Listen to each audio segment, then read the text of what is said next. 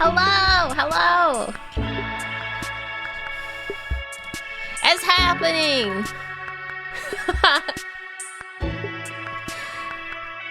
Hi, hi.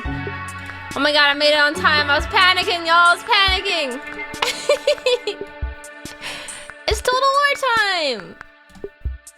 We're gonna learn stuff. We got here. Okay, what's happening? What's happening? Oh, this is... You're joking! This is what I rushed for! What?! Are you joking?! It's a fucking timer! I'm literally not even dressed! I saw the countdown happening and I ran so fast because I didn't want to miss it.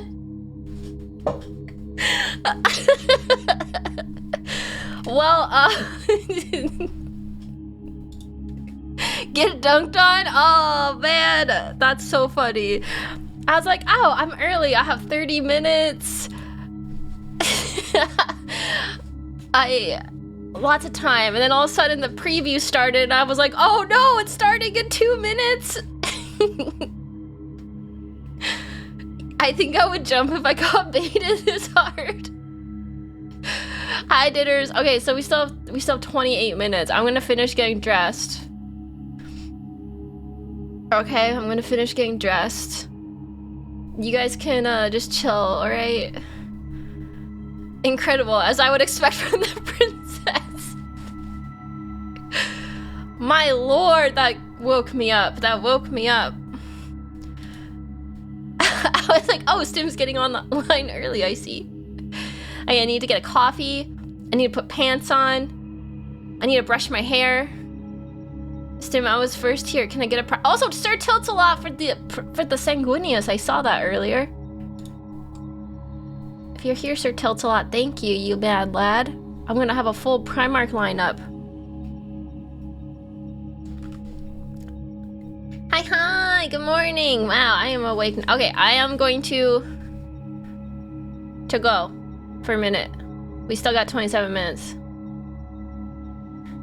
It's stimming time. Let me pause. Not pause. I can't pause this, but I'll mute myself. You guys can watch the timer in anticipation, all right? Listen to the ominous music and watch the timer in anticipation. The edging timer. All you need is a Stimpak figure so you can pretend you're dating the Primarchs. Yeah, that's my, this might be in poor taste, but you know that meme of like the girl sitting on the couch? I want to be the girl sitting on the couch with all the Primarchs around me. Anyways, I'm gonna go now. I'll be right back.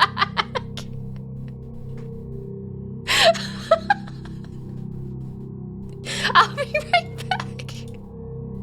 I'm just gonna mute while I get dressed. I'll be right back.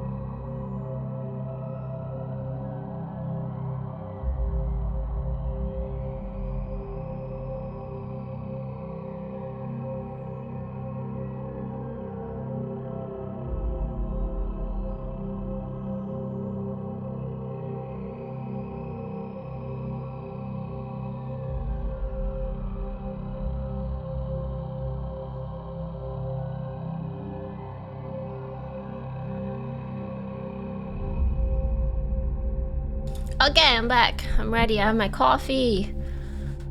I'm dressed. I'm cute. Ready to roll. I should say that I'm live though. It's happening. It's Total War Day. I had toast already actually. I got up early and I made toast. And I had a banana. I knew I would need my strength for this. Wait, you're only dressed now? I was in my pajamas all morning, okay. I also need caffeine to function. Man, I'm on my 3rd coffee and it feels so good.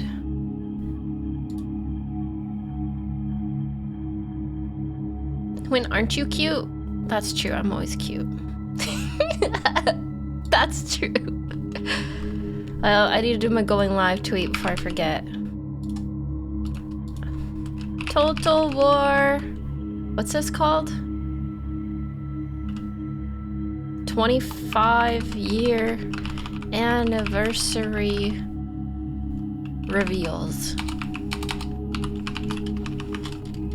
Live now.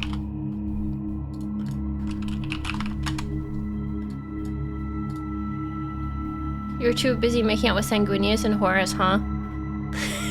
That didn't say that. I didn't say that. 2 to 3 monsters a day. Are you okay, Cat Dad? That doesn't sound okay.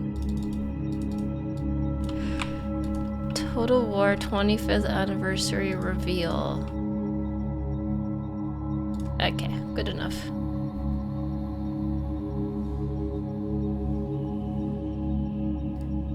I've been playing Total War for 23 years. What? Really?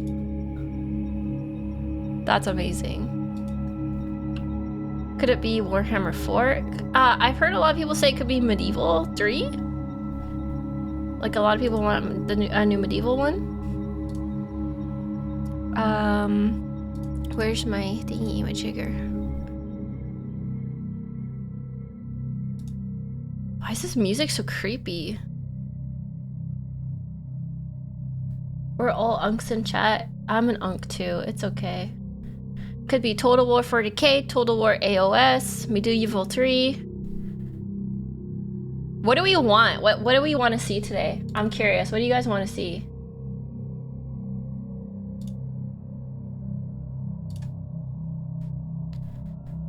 Total War Scipio? I would play the heck out of that.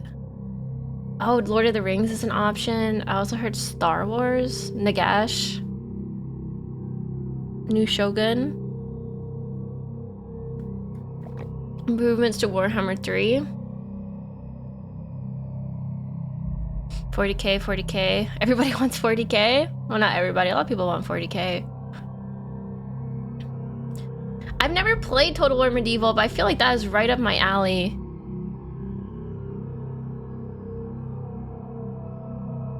I feel like I would love that. What if it's Azeroth? Total War Fortnite. Medieval 2 holds up.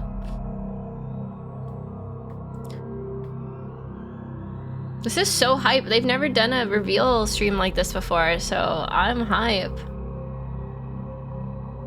Warhammer 40k dating simulator. I would play the hell out of that. I wouldn't like Medieval 2. It's old as fuck. Man, we might get a few announcements today though. Maybe there'll be more than one game announcement.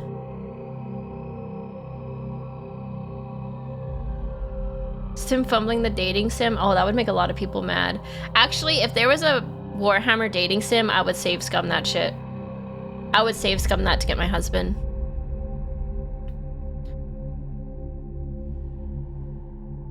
I know, Fluffy, you want AOS so bad. Star Wars, Rebecca? Oh my god. Rebecca, you're crazy. You're not painting, you're cracked. My goat.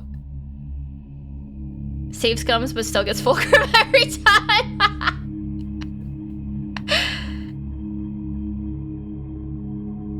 Now we know why Stim wants to go to France so bad. Wants the Primarch. Shut up! Shut up!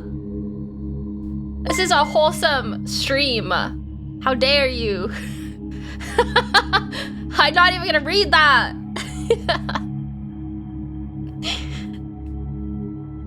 I didn't start anything. Sometimes it be the mods.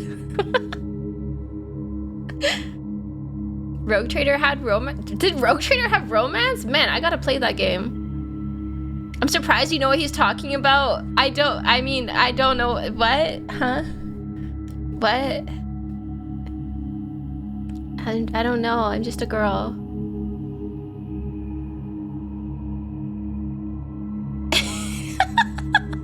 This is a whole stream. Yesterday, chat, can I smash Conrad Curse as a one-time thing?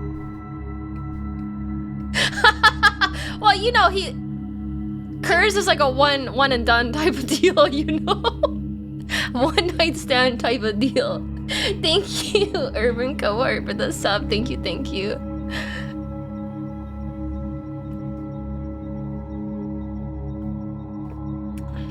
I thought that was Fulgrim for a one night stand. I think both, actually.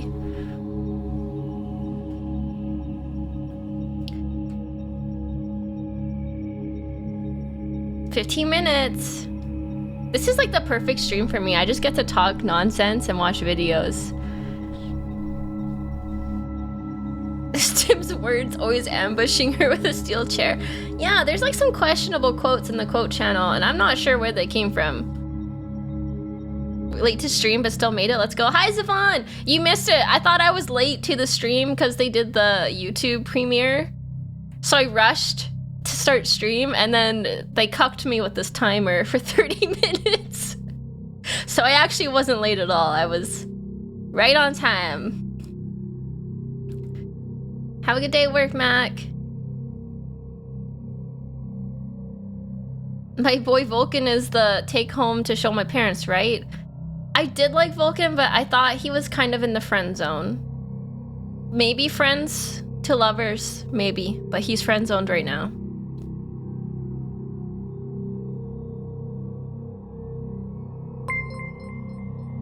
Hype train incoming.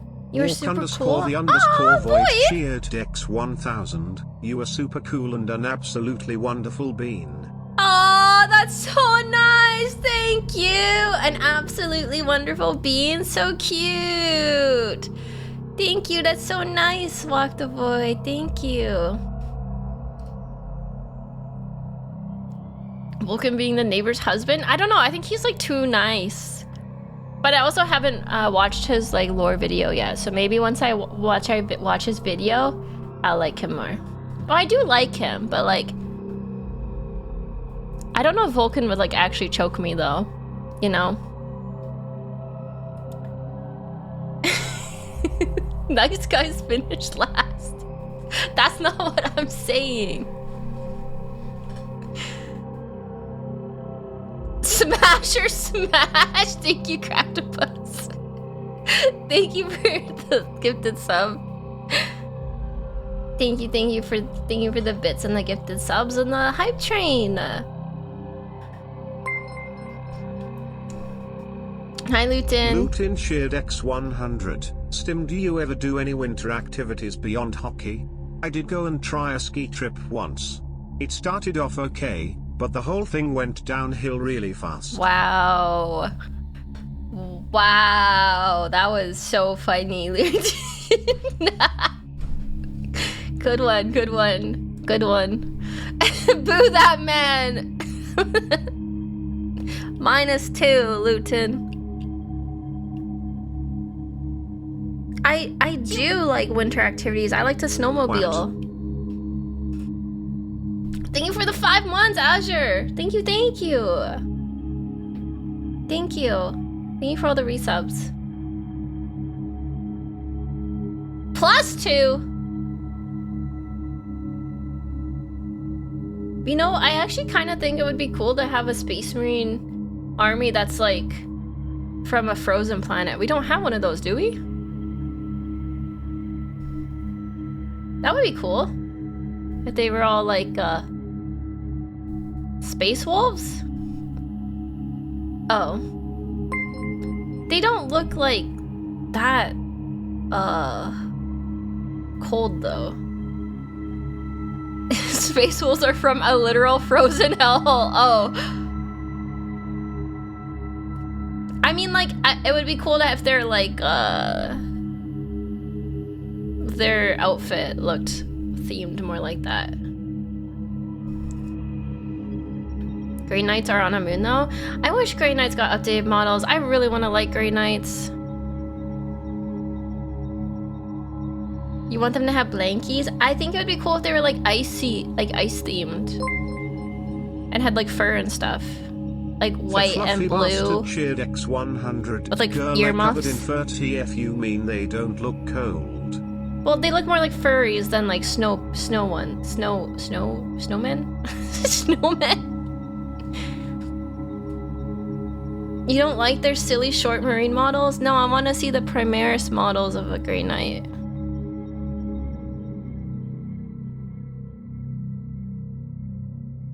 Their armor's grayish blue. Maybe I just don't know what space wolves look like then, because they sound like what I'm describing. Except for I'm being stubborn and saying, no, it's not.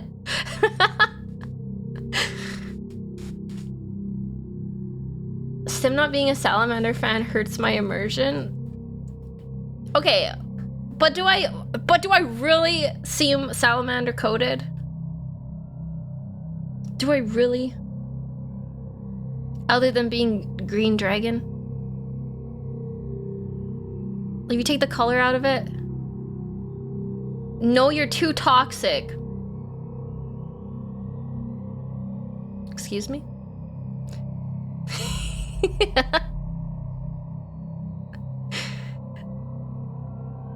The salamanders would kill you? They're only nice to humans? I'm a human passing girl. The fluffy bastard cheered X100. Oh, I get it, she wants the Space Marine equivalent to the Valhallan Winter Soldiers, Soviet World War II style Winter Soldiers. Yes, That yes, kind of yes. thing. Yes, Fluffy, you get it. Yes, you get it. That's what I want. Winter Soldier type aesthetic. Only 9 minutes until we know which new battlefield or war princess will be fought in. I'm definitely playing the new game, whatever it is. I'm very excited. This is my first time! This is my first time! This is so exciting! My first thing I'm part of. Yay!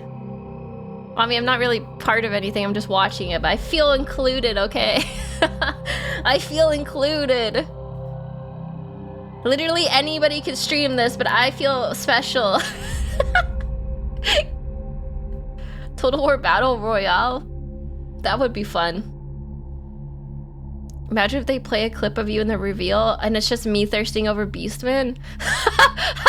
This is the problem with VTubers.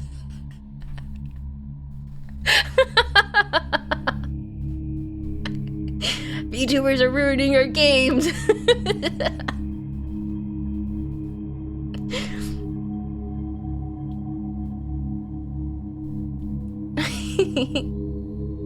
I'm vaguely associated to this. Yay! I'm vaguely associated with this.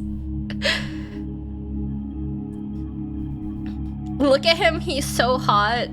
That is something I would say.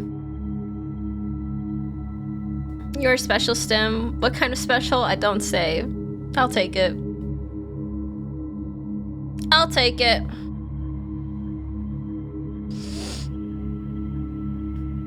You're adjacent and kind of cool. Thank you, Odious. I am adjacent to this. Total War Disney, ooh. Thank you for the hype train. The level 3 hype train, everybody.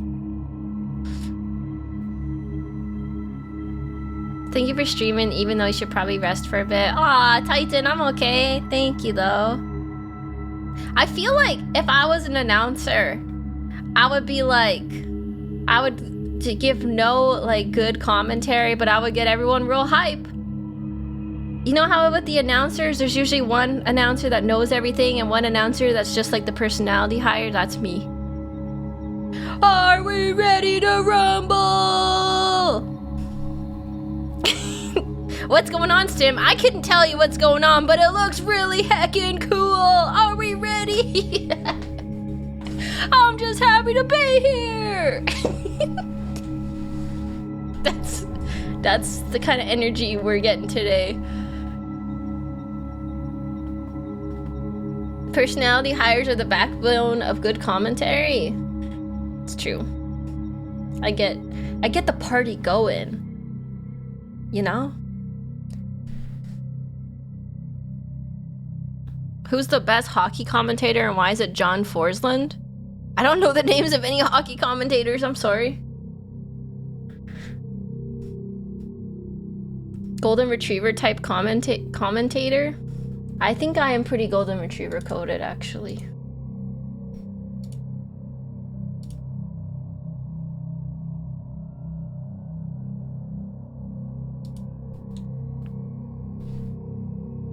Good girl, thank you.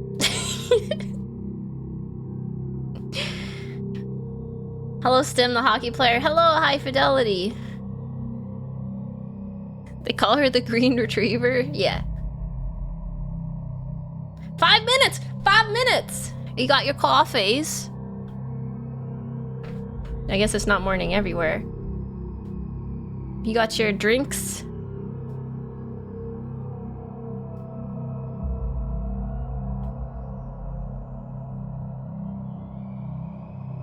I'm reading the official Total War chat. Total War Lego has come up like 100 times. That would be kind of cool. I actually like Lego games. They're pretty fun. I'm about to start cooking dinner. Can you cook me some too, please?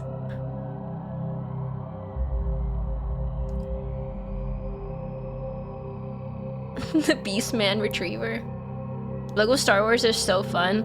I love that. I love Lego games. It shouldn't be as fun as it is, but it's actually really fun. Total War Warcraft? That would be crazy. Hi Stem, I heard we're going to be seeing big things this evening. Are we?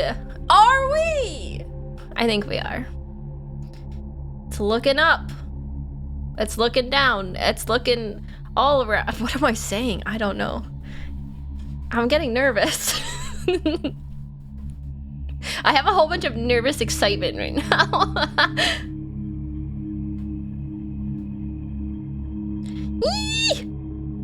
Fingers crossed for the Nagesh reveal. I love Nagesh. I want a Nagesh model. Like a miniature. I want to paint one. Total War VTubers? I don't think there's enough of us yet. Total War should do like a huge VTuber push.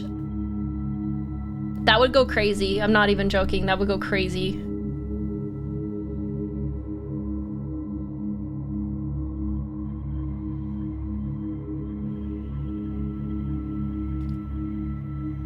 GW in general should do it. Yeah, they're missing out. They're missing out. VTubers love them.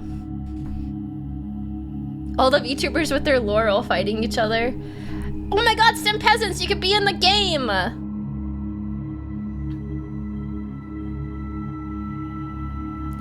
Probably not a good time with how unhappy people are about Total War Warhammer 3 at the moment. Yeah, they had some issues, I'm not gonna lie, they had some issues, but they fixed them. At least the AI stuff. Literally peasants, yeah, but we'd all be like dragon peasants, it would be really cute. We would be like Cathay, but like actually all dragons. Oh, Total War Fallout would be cool. I would die for Stim. Thank you, Spax. Thank you for the bits, PV. Thank you all for the bits. And Darkwing Drunk, thank you. As a longtime Total War fan, shit always sucks. Wait, but I still come back. Same as, that's me as a WoW player. That's me as a WoW player 6. Hi, Miyazawi. I'll be here for a while at least. Welcome, welcome, Miyazawi. Nice to see you. I would also give my life for Z-Lady. Z-Lady. You're real ones, them peasants.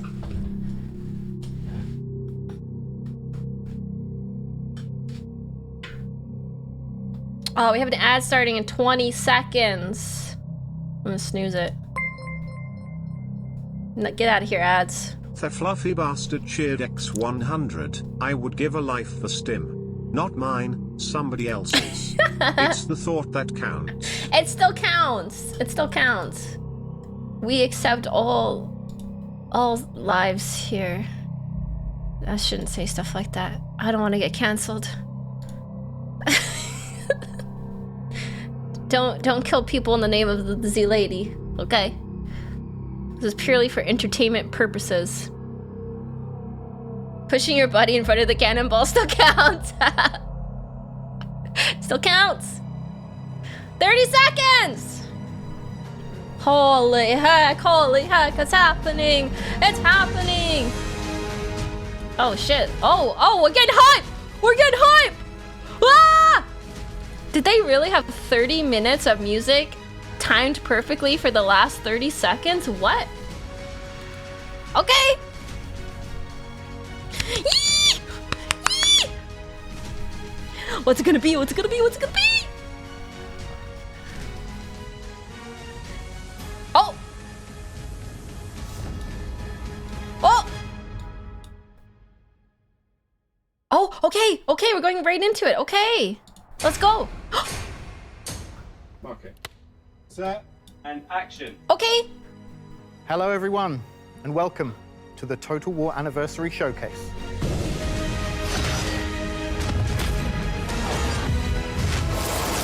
Yee! It's happening! It's the Total War 25 Anniversary Showcase. What's it gonna be?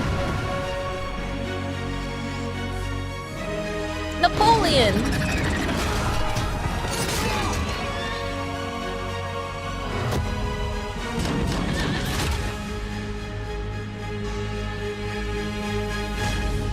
Pew!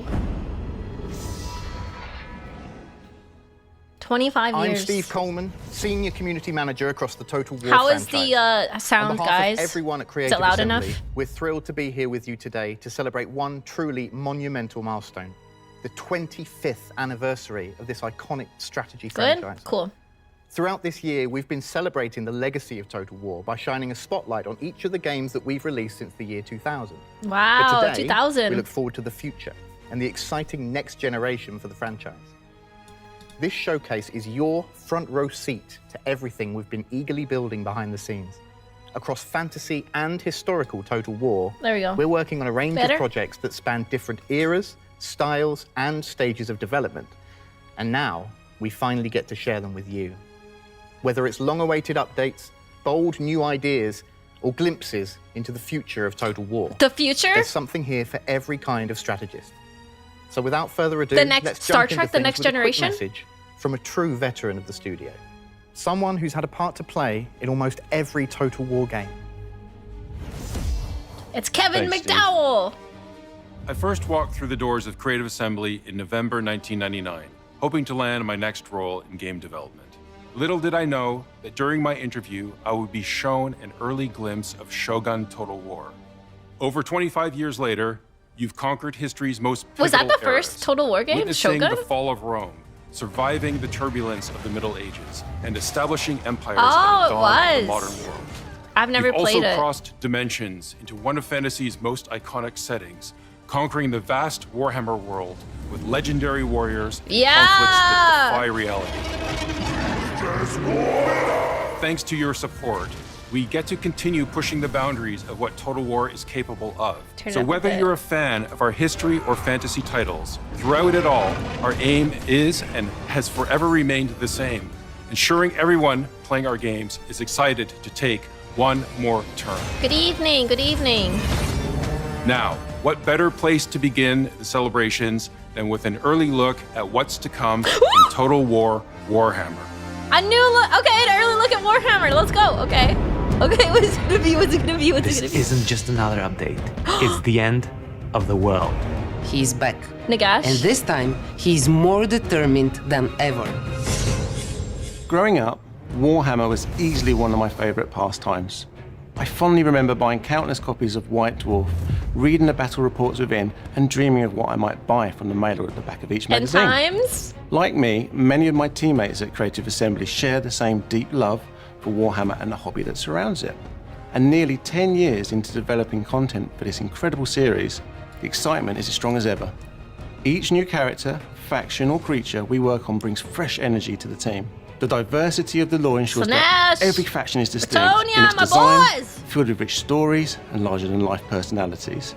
It's that variety and depth that keeps the project exciting for us, and it continues to be an amazing world to help bring to life. When we first set out to develop this series, our aim was to do something that no other Warhammer game had done before, to create a definitive strategy game experience that spanned the four corners of this amazing fantasy world, with the aim of including as much of Games Workshop's iconic lore, characters, creatures, and key events as possible. It's I will certainly say been a Total journey War of a seems lifetime for unique us, like that, one yeah. that we've loved sharing with you and hearing your experiences of forging I do like that they empires, focus on main felling characters like enemies, that from and venturing to the darkest corners of the Warhammer Warhammer. world. But we aren't ready for it to end just yet. Next year, we need you to join the forces of Order, Chaos, or the Undead for a war that will determine the fate of this world. Order, Chaos, or Undead. End times. No, the ads! I'm so sorry, guys!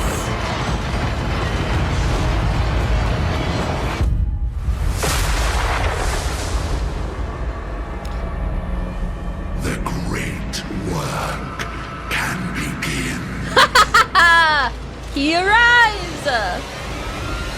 Rise, my Mortarks. Oh, hell yeah. You will come to me and submit.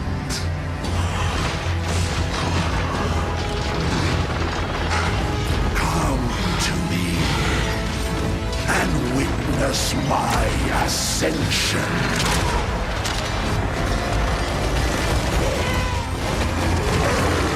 Oh, looks so good! And I shall raise Skelly boys! oblivion. Wait, vampire pirates? Come to me, and for eternity you will Neferata? Citra does not serve. Yeah! Citra It's my voice, Citra! So be it. Oh, wait a second. Incarnate. Wait a second! This world will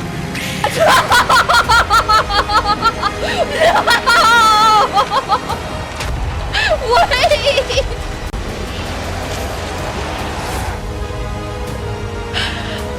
Lords of the End Times. Okay, Total War, Lords of the End Times. Oh, there goes the Black Pyramid.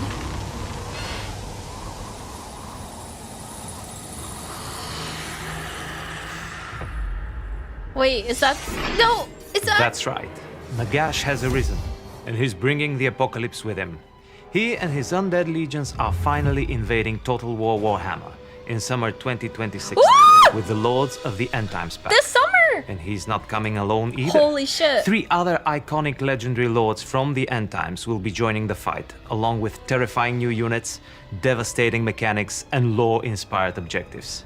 And yes, we've got a brand new free legendary lord for everyone to enjoy. Ooh, okay. For those who don't know, the End Times is basically the Warhammer Apocalypse, and it's the ultimate battle between the forces of good That's and annoying evil. me. There we go.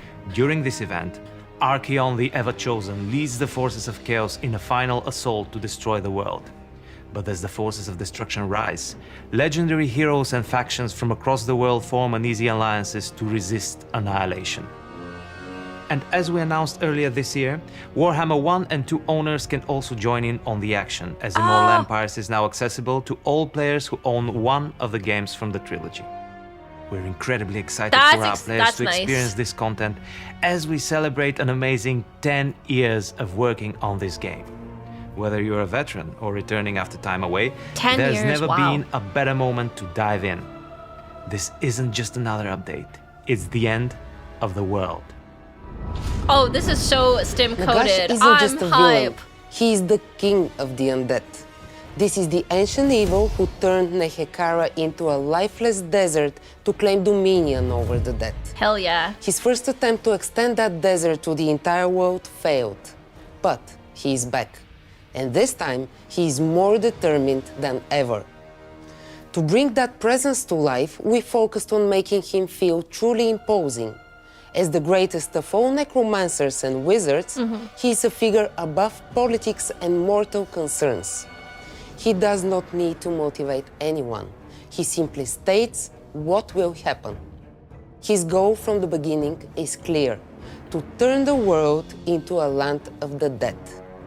His undead corruption spreads relentlessly as he claims lost power, Yeah, Nagash is a new seizing lord, the Black it Pyramid, seems. gathering his scattered books, and raising armies that stir simply from his presence. And he doesn't come alone. Nagash can summon his Mortarchs by luring them from other factions. Arkhan the Black, for example, who abandons his Tomb King Thais to write a Dread Abyssal and flood the world in deadly A Dread witchlight. Abyssal.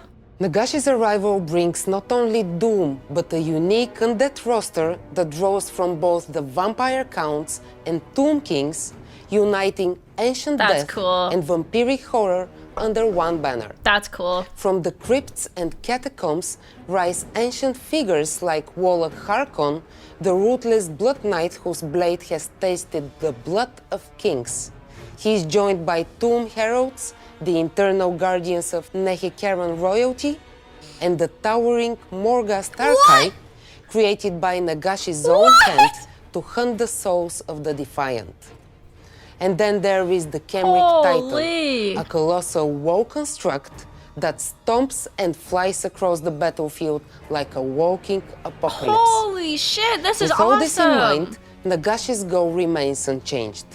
He seeks to reclaim enough power to choke the life from the world itself, binding all I undead also to his want to will choke. in a single world-ending Life ritual, itself. as is his grand design.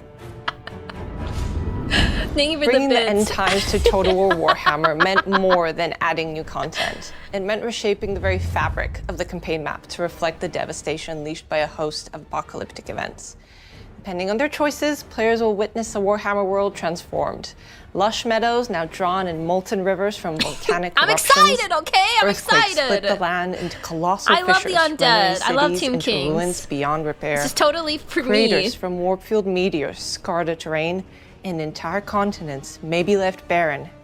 The campaign map has never felt so apocalyptic and alive, and we're thrilled for players to shape their own vision. I of love it. a good Of apocalyptic course, map. such devastation means new battlefields. Our team Yes! has crafted epic new maps to reflect the chaos. Players can expect battles fought within the sunken ground of an earthquake fissure, with lava pouring from That's all sides, cool. fighting at the very edge of an erupting volcano, or in giant craters created from warpstone meteor showers. It's nothing short of the monumental destruction only the end times could bring. We've really tried to make these key moments in the lore as immersive to play through as possible. One of the most haunting new settlement locations is Nagashazar, the dread fortress of Nagashazar. Nagash himself. With its towering necromantic architecture, Whoa. glowing skulls, and eerie green witchlight, it's a place where death reigns eternal. The environment team have poured their passion into crafting a map was very feels Necron-coded, otherworldly. by the way. So let's take a brief look at it in action.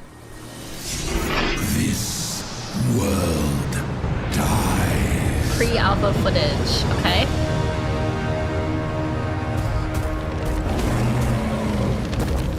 That's a big dinosaur.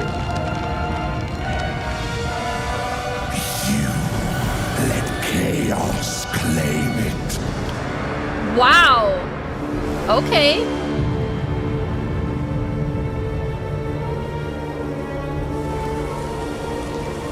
This is giving Deathwing vibes to me. Loud chasm. Cataclysms, Jesus, my brain. Lead it. Life failed it. I want to fight in lava. This world dies I want to kill the world. and becomes my domain. Total War devs just want to make Stim happy, and it's working. We just need undead minotaurs. That would be sick. Hello there. I'm Lore Master of Sotek. You may be familiar with me from a Twitch and YouTube channel and other stuff where I talk about and focus on Warhammer Fantasy lore and literature. And some other things. And today I'm going to be serving you as the Herald of the End Times. Let's go, Sotek! Because I'm joined by Rich, Victor, and Todor, who you are likely familiar with at this point. And today we're going to be chatting about the Lords of the End Times. So to start us off, is this really the end for Total War Warhammer? Like, is this the final thing, which a lot of people have feared is going to be the case? So cool, so proud of him. Holy. Absolutely not. This is just a moment in the Warhammer lifetime, and there's going to be more content still to come after this, I'm pleased to say. Excellent. That is what I very much like to hear. So getting into the actual content itself, what is the End Times going to be bringing to the game that's going to change our experiences for people that are familiar with Immortal Empires and have played what's new? Hundreds of campaigns? What is the End Times specifically going to be doing to shake up the experience? So, first of all, we're bringing a set of characters. One of them we'll discuss a bit later here. And there is another significant update that comes to the Immortal Empires that aims to bring the End Times to your campaign while respecting the rules of the sandbox. So what we want to try and achieve is make the later stages of your campaign more interesting, like keep the choices impactful, keep the stakes high. And we're doing that by introducing end-time scenarios, which you might think are a bit like the current existing crisis, but they're can we change category to Total War, in please, various mods? ways. Like, for example, an end-time scenario comes in phases. So there will be a build-up, there will be phases of actions, and at the end there is a culmination battle where the entire scenario is resolved. And you might be able to overcome the challenge, the end times. You might be able to survive, or you might fail, and you might have to live with the consequences, or not live at all. An example of such a end time scenario is related to the most powerful necromancer in the world, who at some point That's one example, suddenly Nagash. decide that he wants to exert his will over everything that has died, but to do that, he needs to make everyone dead. So this is something that you need to face and overcome. In addition to that, there are some significant changes while the end time scenario takes place to the visuals of the campaign and in battle, and also to the audio. So you will have all this different atmosphere related to Nagash or perhaps Archaon. Speaking of that particular big man himself, while today we are going to be celebrating quite a bit and giving the great necromancer his due, as he always deserves, ultimately he's kind of interrupting someone else's party, which is the one that kicks off the End Times and ends up ending it. Archaon himself, is there going to be anything new, anything exciting that fans of Archaon can be looking forward to with the End Times? I must admit, while I admire Nagash, Archaon is truly the closest one to my heart, and I love playing campaigns with him and uniting the forces of chaos and raining destruction upon the hapless rest of the world. So we are doing new things for Archaon. One of those is we're trying to refresh his entire experience by introducing a narrative feature that aims to put the player into the shoes and boots and mount of the 13th Ever Chosen. So this will be the story of how you, as Archaon, in your campaign, you bring about the end times. That's cool. And in addition to that, we really want to update the visuals of Archaon's model, so he receives the proper visual quality that the 13th Ever Chosen deserves. Well, it's excellent to know that Archaon's dressing up for the occasion. He needs to. It's technically his affair. He needs to look the part, so that's great. But ultimately, we're not really here to talk about him. As much as we all love him, he's a bit old news. We're here for the big man. Total War End Times, the great necromancer himself, the father of all of our favorite undead. What is Nagash gonna be doing for Total War? Oh my goodness, what is he going to be bringing to the game? Vibe Clearly, change. A lot of teal and destruction and death from the looks of things. Nagash is the supreme so lord of stim-coded. undead. and he would It's be all the green ultimate now. necromancer in our game. He's all about power. Dark, forbidden, lost and reclaimed. Based. Power to end the world. In battle, he will also be able to command a vast roster of different undead units from the currently existing ones and some new ones specifically unique to him. And on the campaign map, he will spread death across the land because he's not interested in conquest. He wants to reshape the world in his image, making it a lifeless desert. This is his ambition to rule over everything because this way they're obedient and subservient to him. And we want to give this power fantasy to the player. It's not that you are the hero in this case, you are the end. Oh my And God, I this love is the this. Power fantasy drenched in the This is dark, great. I love this. tone of Warhammer. You're gonna be the big baddie. With, Nagash, you will be having these mechanics that allow you to construct necropolises over where vibrant jungles used to be, and the change is permanent there. So this is how we imagine Nagash to be. Permanent? Oh, okay. Well, if you defeat the faction like in totality, you'll be able to revert some of that. Sounds pretty difficult to get rid of, but such is the power of Nagash. But as a powerful wizard, is there going to be anything special magic-wise, like maybe something new? Yes, he comes with his own spell lore. Ooh, he's going to have such good spells. And there'll be new spells that are all unique to him. And we'll be making them in a way that plays in the spirit of Total War. Such is his power. So not a direct translation, but inspired and certainly the flavor of the tabletop. So we hear a lot from beloved and very trustworthy naysayer Manfred von Karstein that Nagash is weak. He's been saying that for years at this point. What is Nagash going to be bringing to the game that sets him apart from our other undead, our vampire counts, Tomb Kings, etc.? I can give you one thing. Karstein. He's going to be bringing all of that good stuff that you just mentioned together. So he's going to be in command of the Vampire Counts, the Vampire Coast, and the Tomb Kings. He is the proper puppet master of them all, which I think is going to be a lovely, nod back to what we all enjoyed in Warhammer in the past, having control of all of this undeath. All he's the also undead. then, as we were talking That's about really before, cool. having that corruption element, where once he's seeded himself into this world, he's going to kill everything off, and nothing's going to be able to come back from it. So he's going to be. Thank you for the super gifted sub, excited to play. Kimono. That is pretty exciting, but while Nagash, he always stands above the great god of death, he does have to delegate to somebody.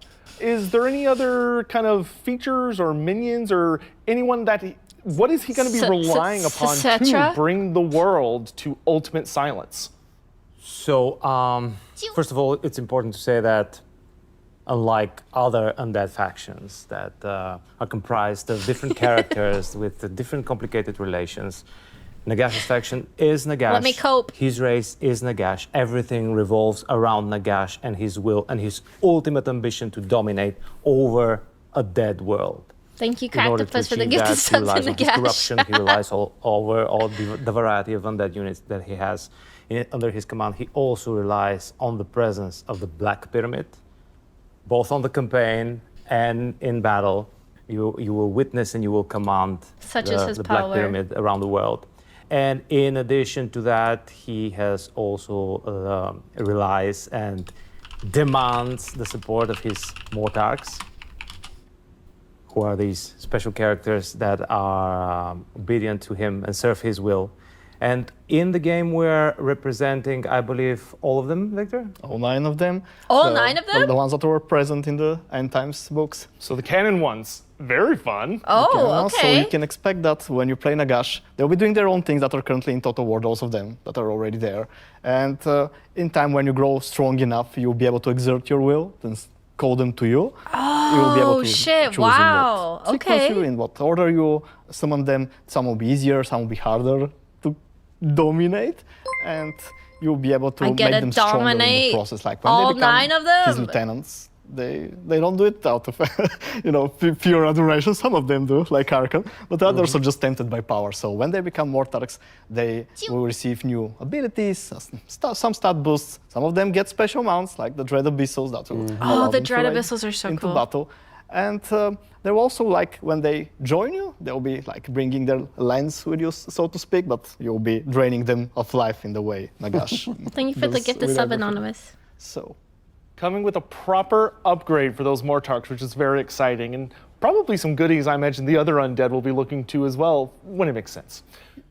Absolutely, we can expect that all these new toys that we're adding, where appropriate, will be receiving other factions like vampire counts will be receiving access to them. That's all really exciting. Yeah. I can't wait to just collect the full set of them. For those of us that have that kind of completionist itch, there's something very nice about having that full little grouping under Nagash's claw. Manfred even if I play with Nagash. Speaking of other just exciting things that are going to be happening with the end times and or Nagash, what would you say for you personally is going to be the most exciting thing that's coming with all of this exciting new DLC and content?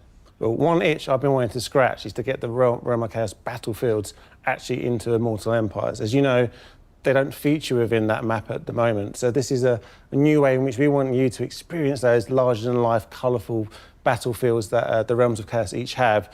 And there'll be ways for you to transport yourself to those battlefields, to have those epic battles with the adversaries of the demons and the light, and have a lot of fun there and bring much more life and flair to Immortal Empires. So having those maps where we're fighting in the realm of Slaanesh and Nurgle and all those horrible but so beloved dark gods. Exactly that. Wow, just to that's build up a cool. bit on that, That's cool. For me as a player, like some of the best Battlefield maps we've done is in the Realm of Chaos, and now that Immortal Empires have become the definitive way to experience Total War Warhammer, I'm kind of missing on those, so I'm glad we're adding them in. For me personally, the big thing with this DLC is cataclysmic events, or what we internally call devastation, which you can see. Oh, is that why Lustria and everything is burning and on fire horribly? We wanted to show the change in the world in a visual way that is more dramatic than what we currently can do with just corruption. You know, corruption changes a bit of the environment, but not to this extent. So we'd like, with end time scenario, for really truly epic, apocalyptic things to happen, like volcanoes erupting, fissures opening up, like bottomless chasms, and meteors falling down, splintered from the Chaos Moon. And we would like that to change the campaign map rather permanently. That's cool. And I to like provide that. different gameplay there once that change happens. These are pretty big changes. It will be triggered in some cases by the game. In some instances, the AI factions will be able to wield it like a super weapon. In some cases, the player themselves will be able to use them. But there will be examples in the lore we would like to really show visually. And also with music, we are writing bespoke music for those events. Like when a certain endgame scenario happens, you as a player will know you're in this moment that things are changing. Like the visuals of the campaign map will change, the mood there, the music, and just the color palette and the special effects around the campaign map will be different. And also in the battle maps, there will be different skyboxes, like when the Chaos Moon Morsley is hanging low, close to the world, you'll be able to see that on battle maps. Cool! And all these new images and visuals we hope to really show the end times. Yeah, we got that lava is and wildfires amazing. and craters and pits, and so this will be affecting actual game. It's not just cosmetic. This will be affecting actual gameplay on the campaign. Yes. On the campaign map, the provinces will work in a different way after a cataclysmic event has happened to them, and there will be also different battle maps too. I'm okay with that, but our jungles. Lizard Realms of Chaos boys. battlefields and Devastation is cool. I really admire them. What I'm most excited about personally is the narrative chains that we're preparing for the new lords we're introducing, and also some of the existing lords, to be perfectly frank. Okay. And I'm really curious and excited as a Total War player to see how we will be able to tell the story of Nagash's rise to power and his domination over the world, while still retaining the sandbox and retaining that player agency and the player choice. So regardless of which character you're picking, you'll have the ability to get involved in these storylines of like the rise of Nagash and stuff, even though you're playing such and such way on the other side of the planet. You can, if you want, you can get really involved with these storylines. Well, yeah, if you're not playing as Nagash, it's very likely that you will have to survive the rise of power of Nagash. Whereas if you play as Nagash, you will be the one that rises to power step by step. I volunteer. I'm playing as Nagash. Doing your conquest and your spread of corruption and the extinguishing of life around you. Excellent. So, for a lot of us players, this is incredibly exciting, and there's a lot of changes and just wild things happening, and everything's quite literally on fire. And although we've touched a little bit on it, just to be kind of clear when it comes to the end times as an experience, this is still focusing on that sandbox experience of Total War Warhammer. It's not purely a narrative, but it has narrative aspects, but it's still sticking to the core fundamentals. Yeah, as you know, Total War is a storytelling machine, and we want players to be able to still tell their own stories through the sandbox nature that we offer. So with the end times now featuring in Immortal Empires, it's going to be exactly that. You can go ahead and, as we talked about earlier, play as Archaon and destroy this world, end it completely. But on the flip side, we want to let you have those different stories, also things that maybe didn't happen, but you'd like to think how they might have played out, with Nagash taking over the world and bringing death to it, or whatever else you can think of for that matter.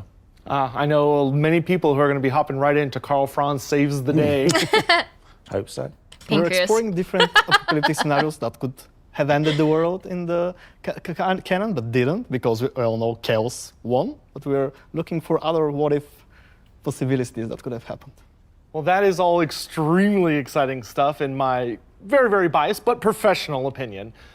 But beyond the end times, is there anything else we all can be looking forward to for Total War Warhammer? So, one very important thing that we're all quite excited about to announce is that with the release of the Lord of the End Times pack, you no longer need to own Warhammer 1 or Warhammer 2 or Warhammer 3 to experience the Immortal Empires.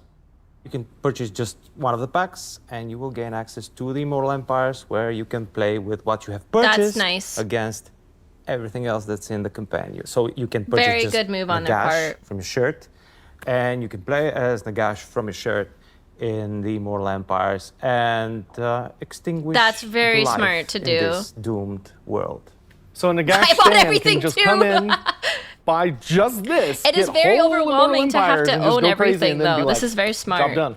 Exactly. This is it's so nice. An exciting moment for us all, because we're lowering the entry point barrier for all of the players. So we're hoping to introduce new players that want to experience all this magnificent spectacle that the Immortal Empires and Warhammer 3 Good way to get new people into the game. Well, that is just amazing. I'm so excited to see all of this come to fruition, all of your incredible hard work. Thank you so much to Rich, Victor, and Todor for joining me here to discuss the end times and what all it's bringing to us in the future, which is just, oof, can't wait. Thank you everyone so much at home for joining us. Thank you, Sotek. We hope that you had a good time, and we will see you around. Bye! So proud of Sotek. That's so cool. Very excited for end times. Total War has a long and storied history, and alongside the game announcements we're sharing with you today, we'd like to reveal more about the latest evolution of the game engine that will be powering our future ambitions. Okay. To give you more of an insight into what's going on, I'm joined stuff. by Ellie and Roberto from our core technology team. Guys, do you want to do a quick introduction? Maybe Ellie, just tell us who you are and what you do. Hi, I'm Ellie Corlander, and I'm the technical art director on Total War. Perfect, thank you. And Roberto? I'm Roberto Girali, and I'm the core technology director for Total War. Perfect. Thank you, guys, and thank you for joining me for this chat today. It means graphics be better. So for those who maybe don't know, like me, what is an engine? What does the engine do for Total They War? made Immortal Empires playable, tools, even if you only have one of the DLCs. Really of the game you can play what you buy without having to own the other games. It's the graphics renderer, it's core gameplay kind of components that the teams build upon to make our game experiences unique.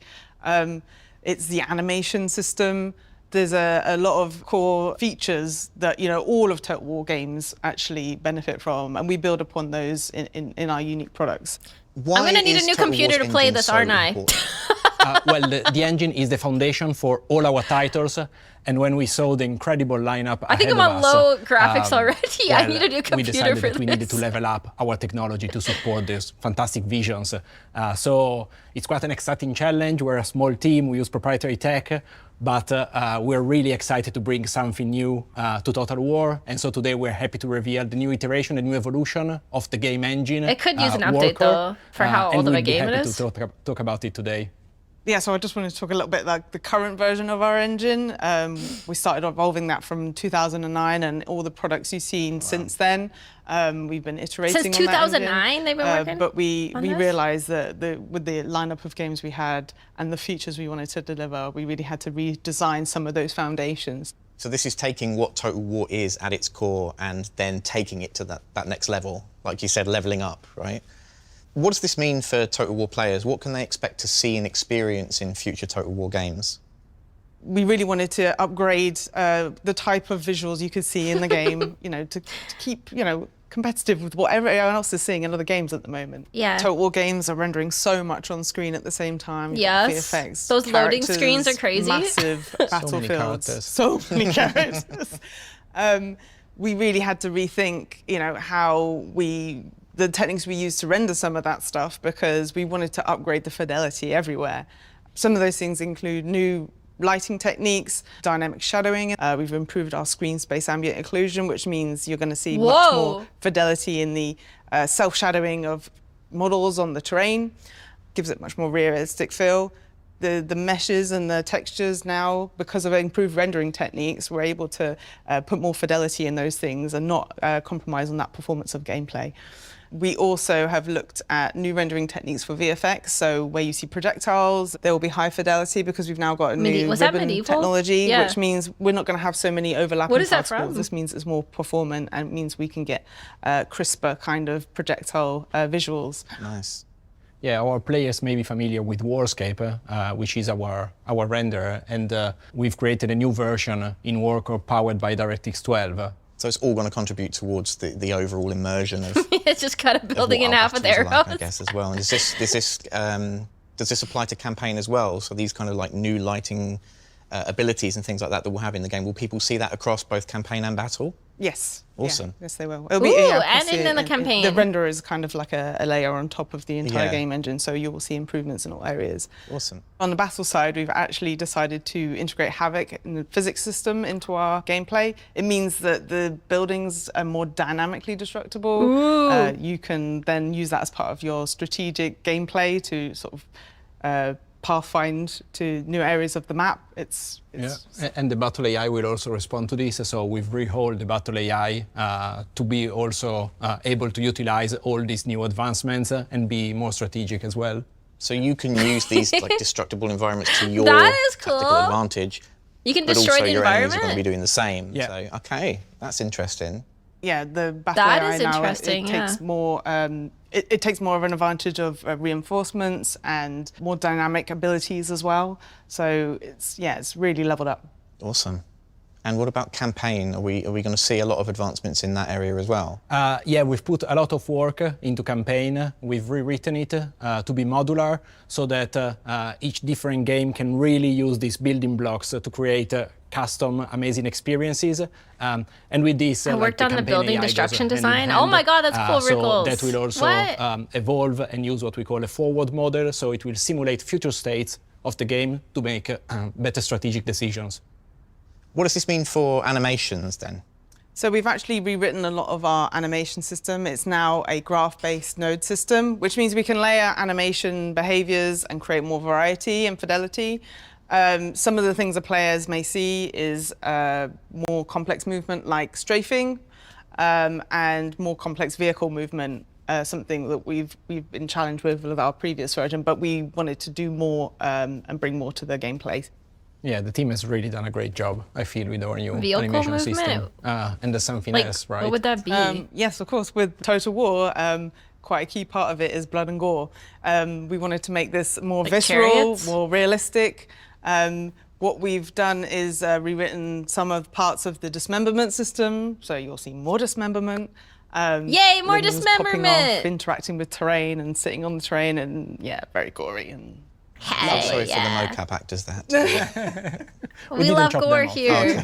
That's I mean, just kidding. In our games. We've talked a lot about all these pretty awesome advancements that are going to be coming to Total War in the future. But Total War, of course, has a 25-year legacy on PC.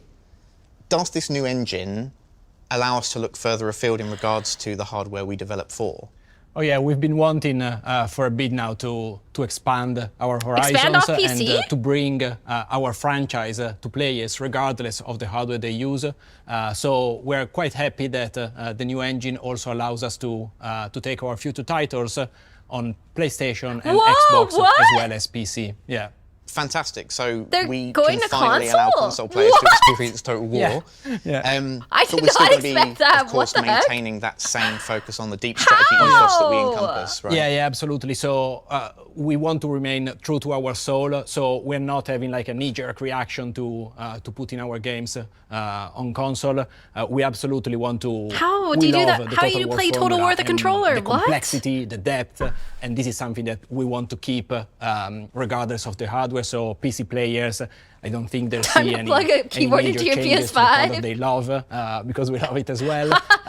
So yeah, going on console is really a way to expand also to They're our really pushing to Total players. War to new player base. What are we aiming to achieve with Warcore then? What's the goal of this new engine? Yeah, we wanted to give Total War the strongest foundation it ever had.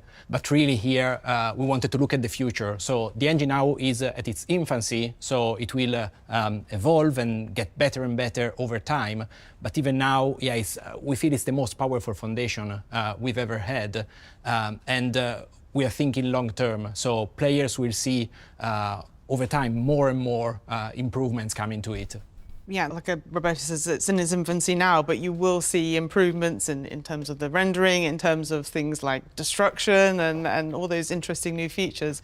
But we want to build upon those. Look at that building, totally destroyed. We've got, plans to keep iterating on those features. Yeah, I think players will already see something great, but you're really excited about what they can see even 2, 3, 10 years from now, and that's what we're trying to build, yeah. Okay. And it's also something we've built for our staff, so to give them more powerful tools, to be able to create even better games. I don't know what game this is from. They haven't announced it, or they haven't said. Make them more efficient. And we really wanted to improve the developer experience.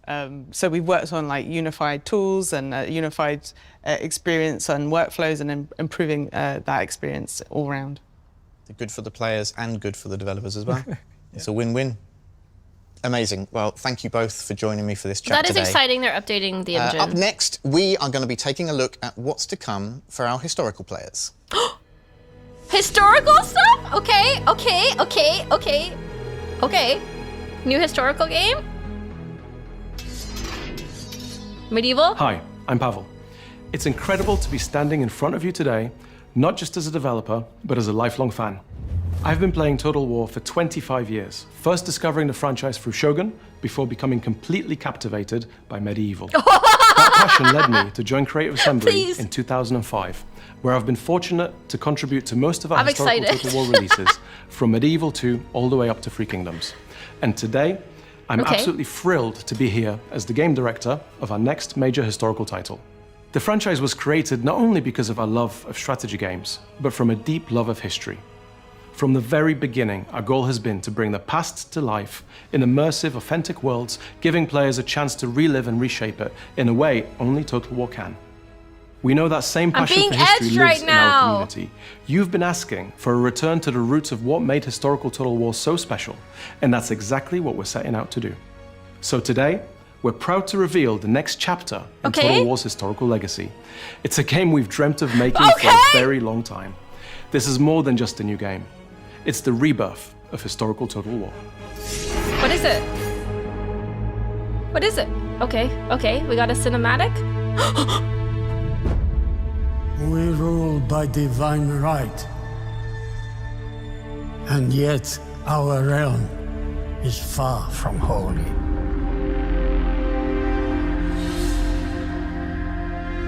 The armies we command paint red. It's medieval, right? This is medieval. Why fight when hearts and minds are easily swayed? Medieval 3! The realm is ours, only when our enemies lie dead. Patience and time will beget our gain. We are stability, Dignity. And authority. Ooh, I got chills. This is good. We bear the weight of pain. end of defeat. Greatness shall ever define us. And we shall never be forgotten. So, how will you shape your realm? How will you make history? Make history. Make history.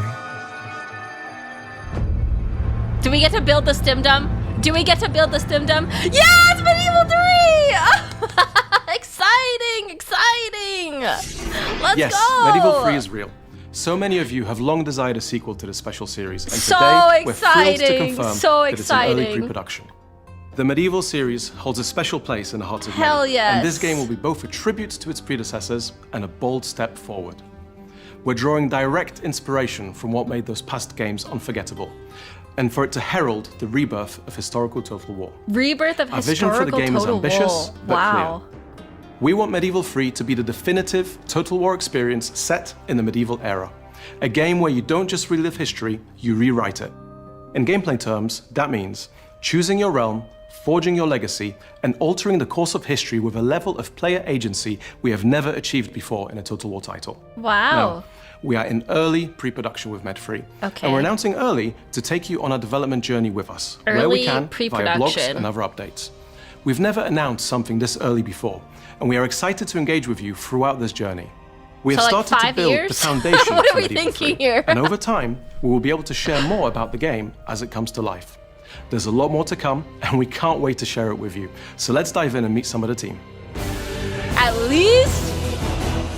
Damn, I'm gonna be graduated by then. I'm just kidding, I'm just I'm kidding. Cody Bonds, and I'm excited to be here today with the team making Total War Medieval 3. I've been covering Total War on YouTube for a number of years now. I have a degree in archaeology for media, and I can't wait to meet you guys. So can you introduce yourselves? Hey Cody, my name is Leif. I'm the creative director on Total War Medieval 3. Mr. Bonds. I'm Luke. I'm the senior game designer on Total War Medieval 3. People have been asking for Medieval 3 since probably the day after Medieval 2 released. What does it feel like to finally announce When was this Medieval 2 game that released? people have been looking forward to How for so long long? has it been?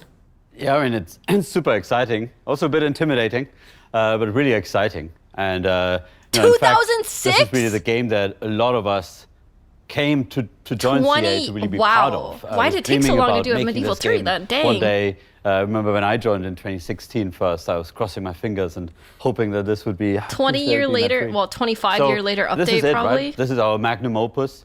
Over the years, of course, we toyed with the idea of making this game. It really feels like now is the right time for it.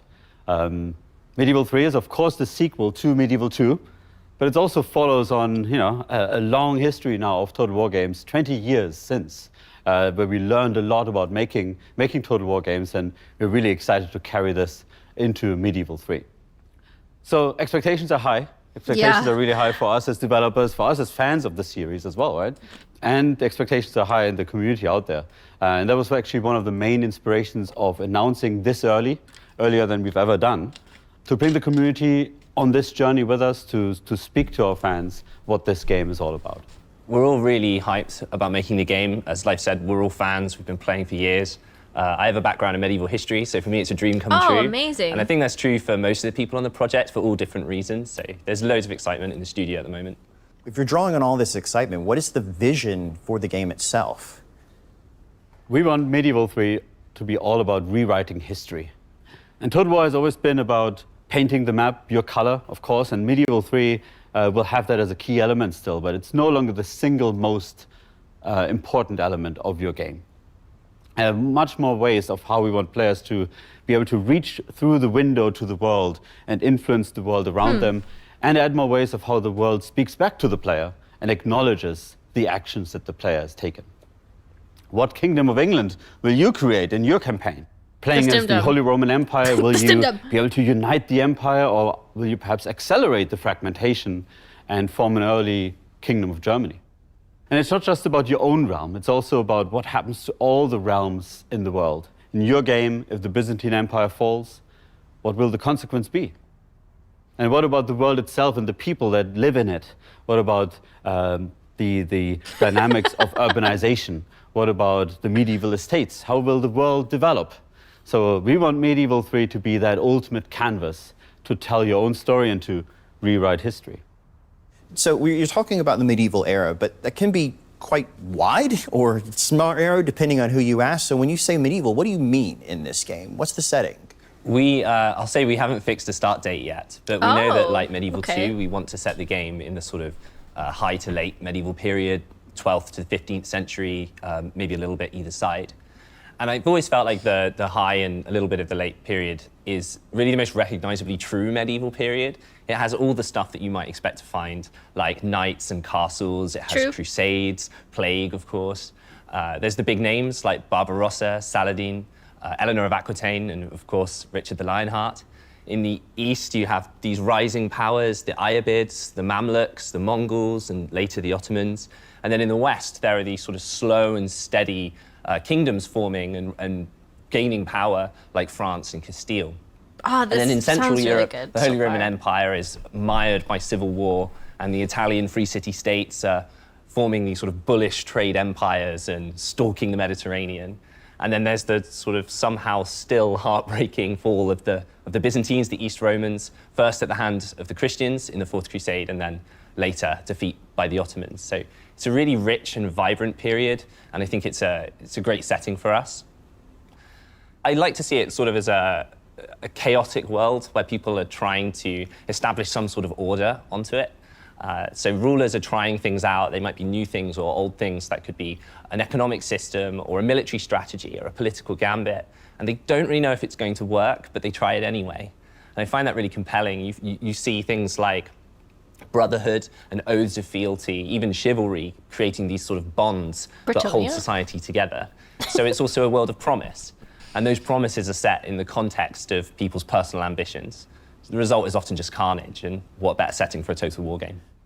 It sounds like you're talking about the realm almost like as it's a person itself, not focusing on individuals, but as managing the whole kingdom. Yeah, I think for us it was really important to lean into the fact of that long time period and the progression and the amount of change that happened in the period.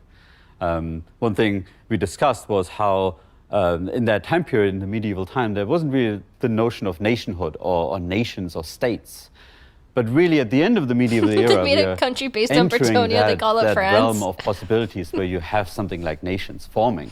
So it's really about these medieval realms finding themselves and defining themselves in that era. And it seemed like a great backdrop to give players that authorship, not just in a single lifetime of a ruler, but really in a line of succession that leads to the entire era. And there are these great dynasties to draw inspiration from, whether it's the Plantagenets or the Capetians. And I think one of the really nice things about this project is going back to total wars that run across decades and centuries rather than a smaller. That's cool. So you can build your whole lineage. It gives us a lot of space lineage? to talk about these grand, sort of slow-moving historical processes, as well as the really sort of spiky moments, the drama and the excitement. I do want to try Crusader of the events that happen. One thing we sometimes talk about is how we want the game ultimately to feel very different in the early parts of your game versus the end. You know, we want to create an experience where 150 years in, you look back at the achievements and maybe failures and tragic moments and traumatic turn of events as part of your game, how the world has changed, partially under your feather, but also partially just through the events of the sandbox, which is really compelling for a total war game. You gentlemen have both obviously done a tremendous amount of research for this game and can draw upon that at will. But how will that history help inform the gameplay experience? I'll go bold here and say I don't think there is gameplay without history.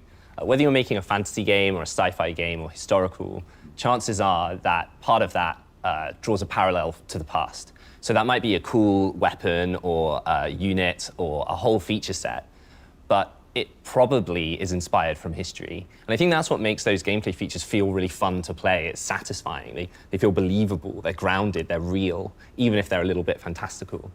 I think one of the cool things about working on a medieval game is that we have access to all these great sources, these manuscripts, these treaties and agreements, pipe rolls, Are we looking for Easter eggs everywhere? The work of other historians that we can really draw on. And that Sci-fi directly mentioned. goes into the content of the game. So that might be the weapons or the armor, the buildings. And we all love it when a TV show or a game gets the details just right. And I think we also kind of love it a little bit when they get it wrong too.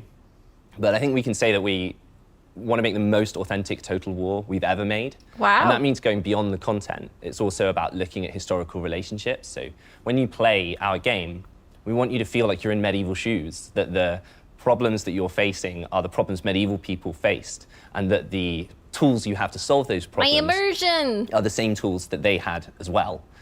So we look at the core systems of the game, like the economy or the recruitment or characters, buildings, and we think, okay, why did these work in the way that they did in the medieval period?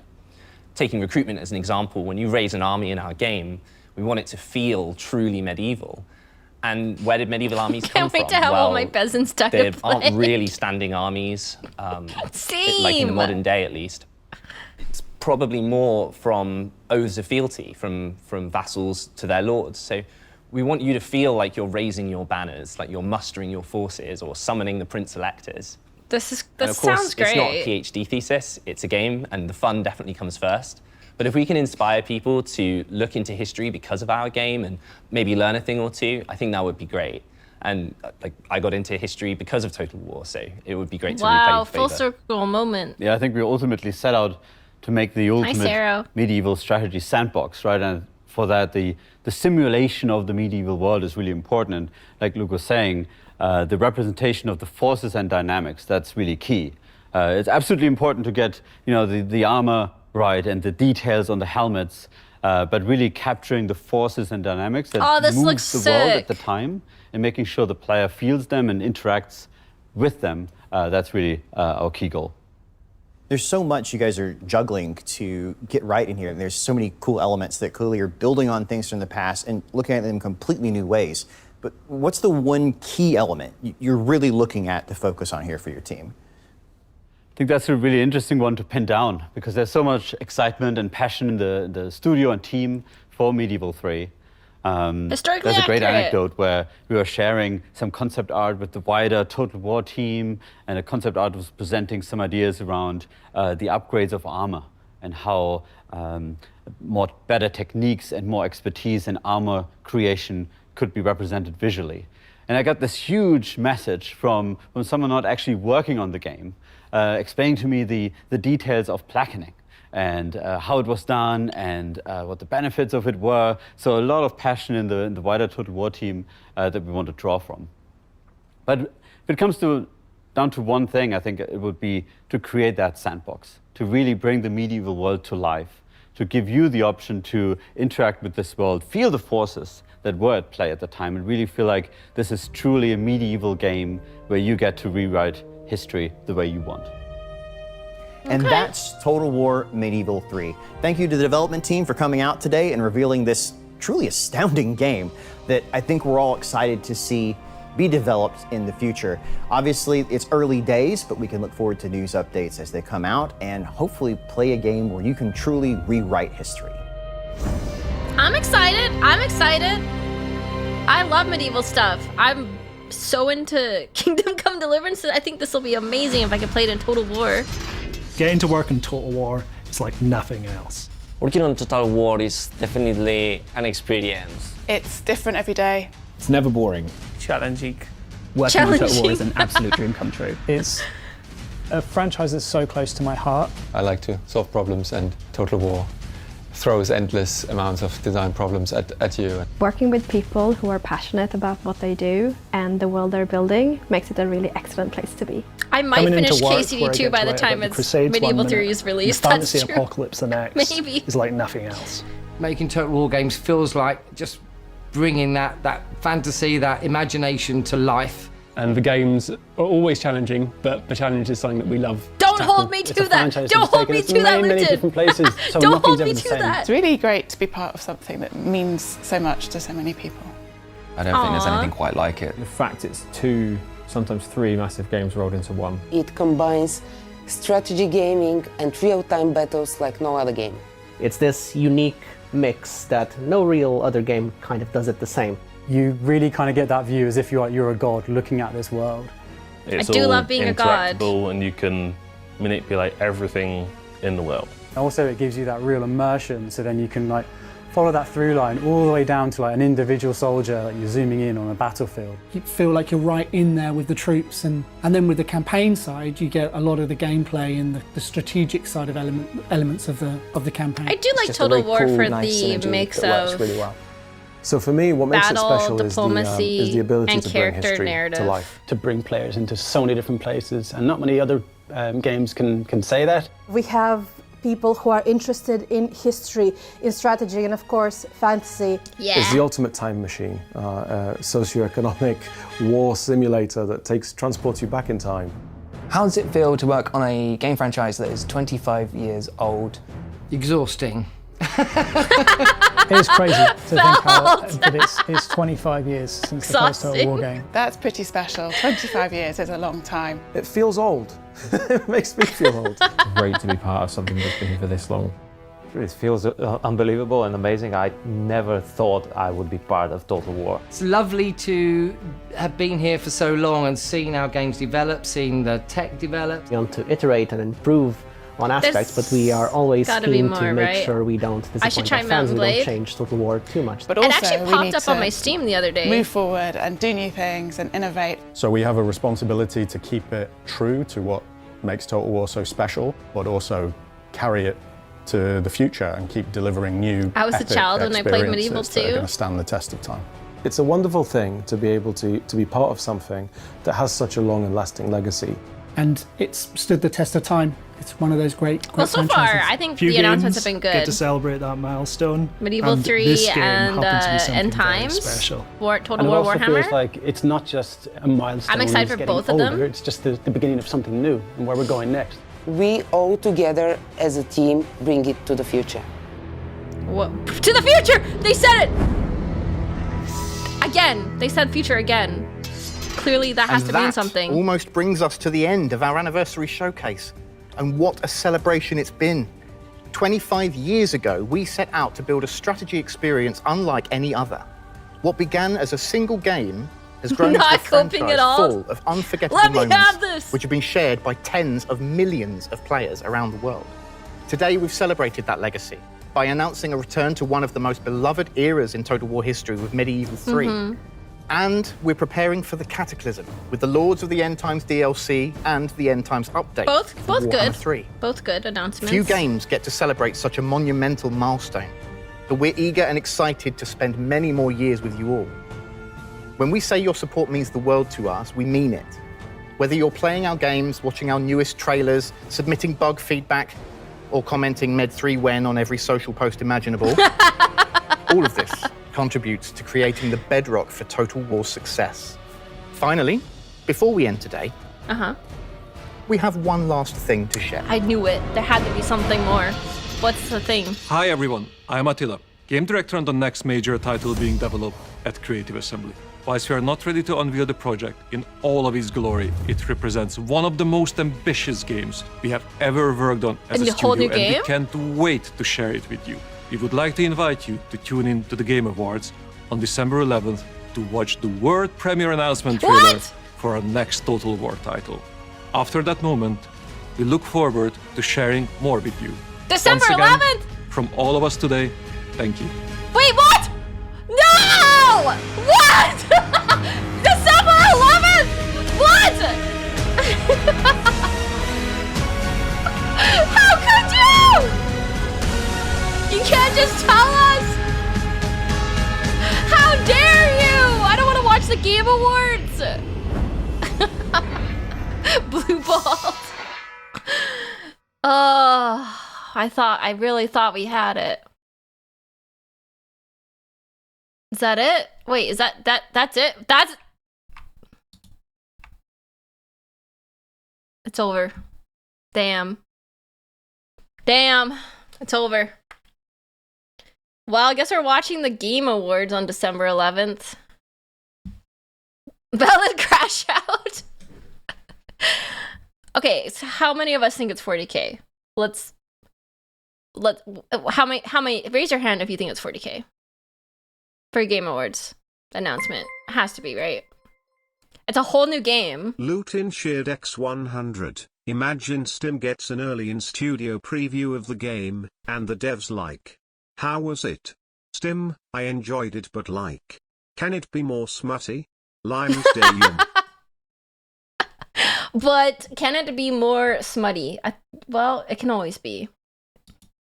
It can always be.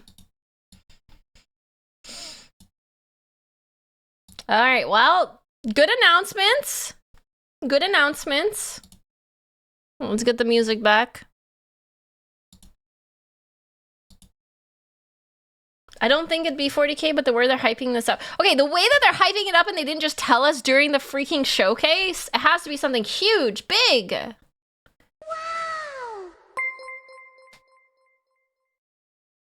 The fluffy bastard cheered X100, 40K or Age of Or Sigmar. Age of Sigmar, that's if true. It's Star Wars 1 MMA Riot. If it's Star Wars, I'm a riot. They edged me at the start and they edged me at the end. What is this? Total War, what is this? I'm ready to burst.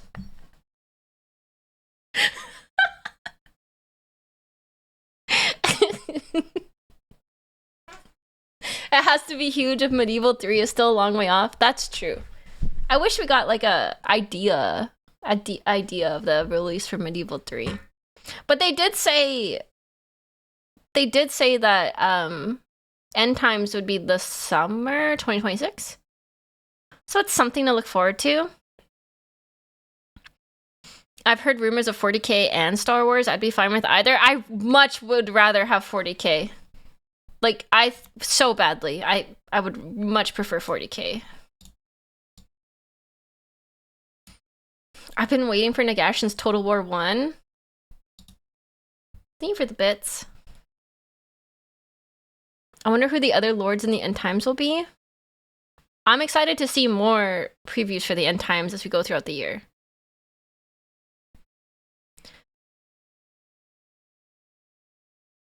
It has to be 2026 or 2027 release if they announce it at the awards. Do you think it'd be that soon? 2026 release would be amazing. Like, when, I don't know, winter and 2026.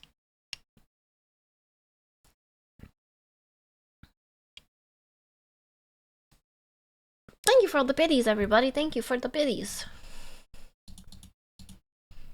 40K should be easier because CA already has a working relationship with GW.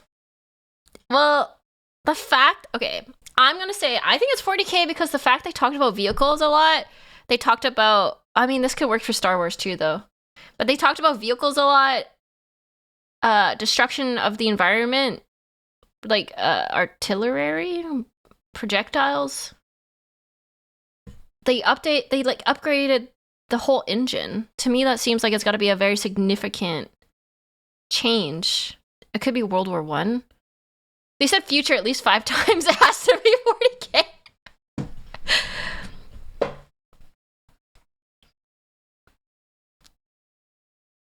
Yeah, that's true. Artillery's in all the Total War games. I don't know. It felt very... I might be coping. It felt very, like, futuristic war coded. The fluffy bastard cheered X100. Yeah, what would the factions even be in Star Wars Total War? There's Jedi and Sith, but then what? The fucking Wookiees? The aliens. Stim huffing copium.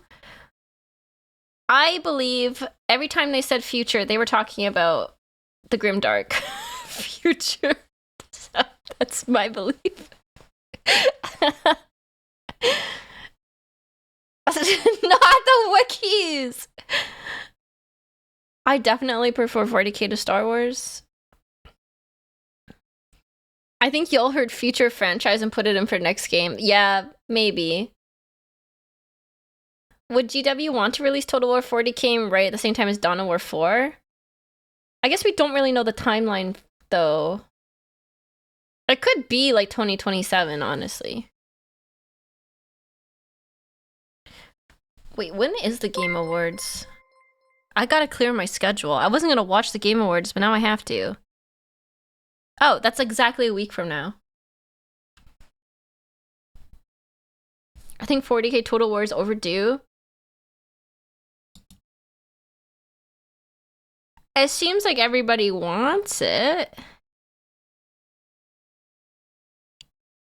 What time is the Game Awards? Jarvis, clear my schedule. It's time to be cucked live on stream by the Game Awards. What time is Game Awards? 5 p.m. Pacific? Jarvis, prepare the cup chair.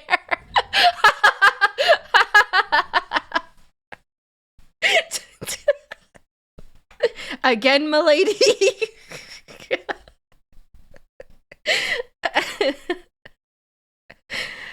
Hi, Fel. Everyone watches the Game Awards for the trailers. I still don't understand how Total War would be. I don't understand how it could be played on console either. I can barely play it on PC. So I'm not gonna lie, I didn't really have a plan for the rest of the stream because I thought we were gonna get more than that for some reason. I thought it was gonna be longer than that. So I guess I could play Total War. I could play Total War, or I could watch more 40k videos. Play Half Sword. What is Half Sword?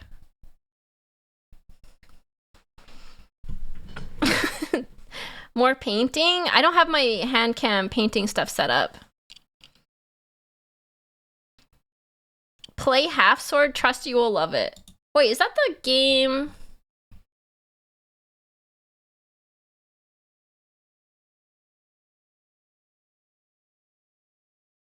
I don't have it. I thought I had it, but I don't have it. Half Sword is a free demo of physics-based fighting. Is that the game that Queso plays?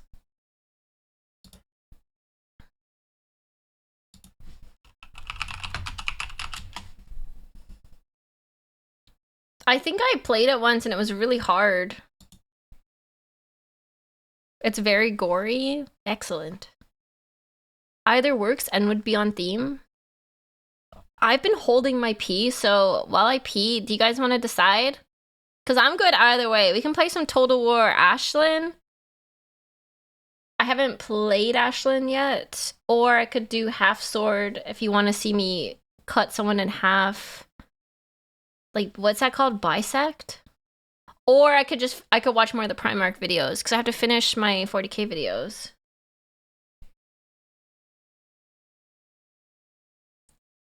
What do you guys want? That's how you're supposed to pronounce Aislinn? Yeah, I'm 100% sure it's Ashlyn. I'm excited for the changes to High Elves too. I would like to see Stim bisect men from stem to stern.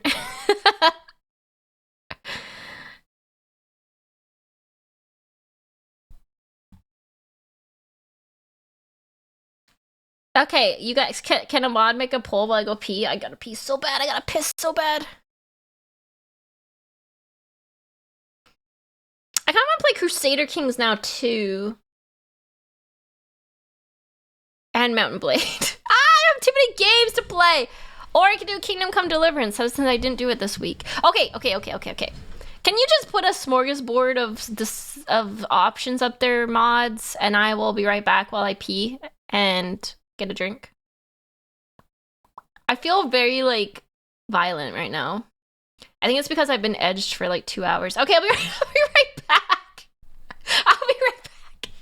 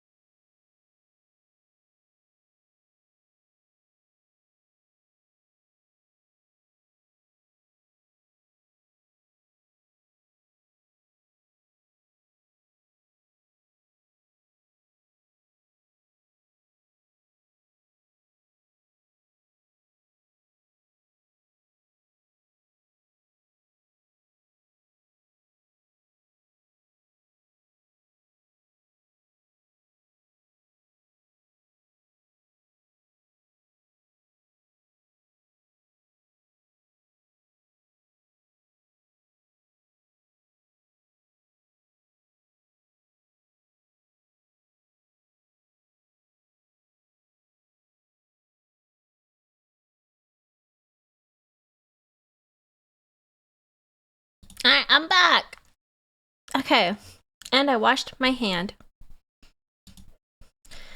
I might have sent you something on Thrones, Dim. Merry early Christmas, or Tiltalot stole my Sanguinius, but at least I could give you Gilly. That was you, Caston! Thank you so much for the Gillyman. Only one? I only use one hand to... I'm just kidding. I washed both my hands, you creeps. I washed both of them! I washed both hands! Thank you, Caston, and Sir Tiltalot for the Joy Toys. Now you have all three of your faves? Yeah, I do! All three of my husbandos! I got Gillyman, I got, Lionel Johnson, and I got Sanguinius. Thank you, Shin, for the 10 gifted subs. What the heck? Thank you, thank you, thank you. Thank you, thank you, thank you. That's so nice of you. Thank you. I really appreciate that.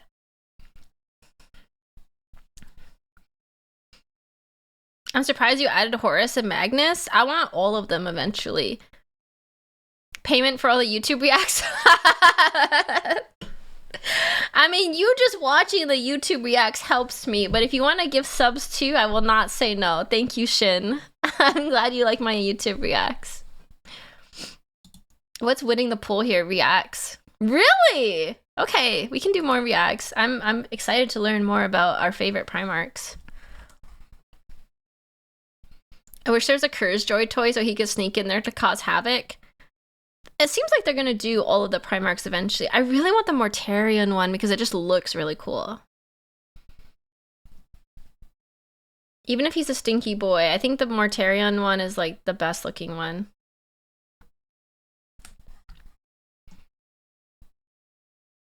The past him who only liked Angron would be flabbergasted at how you have 3 loyal Primarch Joy. Oh, that's true. I have 3 loyalist Primarchs. How did this happen to me? What?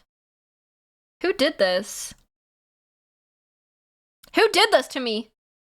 When did I turn loyalist? This is bullshit. Peter Turbo punching Fulgrim happened. That did really change the course of history for me, didn't it? I succumbed to Imperial propaganda.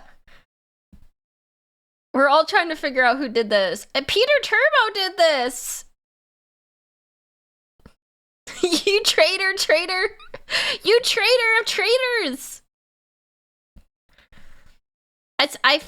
I realized that, sure, I would have fun with a Chaos Primarch, but I would settle down with a loyalist one. I'm sorry, that's just, that is how it is. That's just how it is. Fulgrim has to be your quickest phase. He lost all his aura when he got punched by Perturabo. He's too stable. One of my favorite Stim quotes. Alright, Stim the Imperium Tradwife. You know, I can't even deny it. I want to farm with the Primarch husband. I do. Zivan96 cheered X100, Iron within, iron without, Putty beat down Fulgrim, I'm going to pout. Wow, you're a poet. You're a poet, Zivan. Did I miss the showcase? You missed the showcase! They announced End of Times Total War Warhammer 3 for this summer, 2026, where you get to play as the End of Time guys. Nagash. Such is the power of Nagash. And you also missed the announcement of Medieval 3. In pre-production, so it's gonna be a while, but Medieval 3 is coming. And you missed that they edged us and are going to announce the last They're going to announce the last announcement on the Gamer Awards on the December 11th. They announced the announcement at the announcements. Damn it, Jeff! All right, I guess that means we're doing reacts today. Well, I'm happy with that. I'm fine with that. Let me get my react stuff. God, I hope Medieval 3 is good. The last decent historical is Shogun 2. I hope Medieval 3 is good too. I'm really into medieval times right now.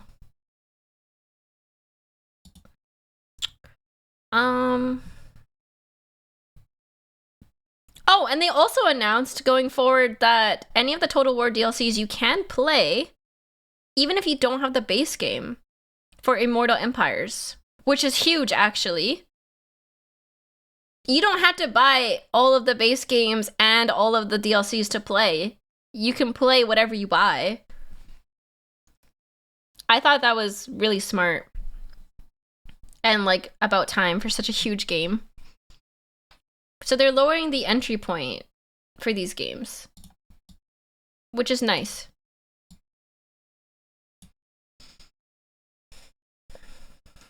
Was it if they had the Total War 1 or number 2 base game? I thought they said that it was just the DLC. In the future, they haven't released that yet, but I think that's what they said it was going to be.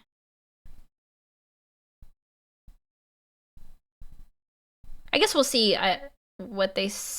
I think that was when the DLC comes out. So like if you buy the End of Times DLC, you can play End of Times without the other games, is what I thought. But I'll have to check. So that would be summer of 2026 that's coming out. They say.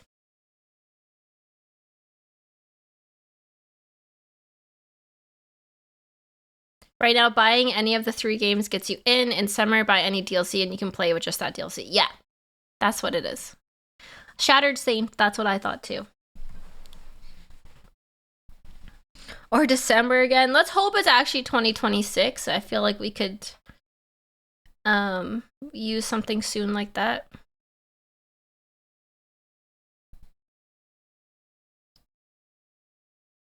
Here we go.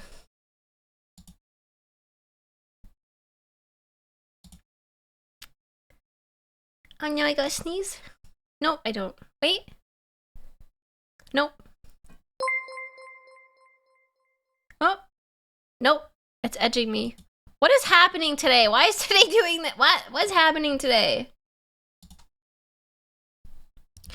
Tides of Torment was meant to come in August, 1 year before End Times. I'm new to Total War, so...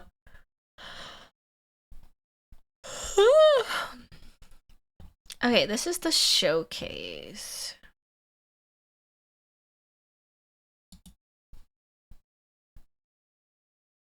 I'm an edgelord today. Okay, so last time we watched Perturabo.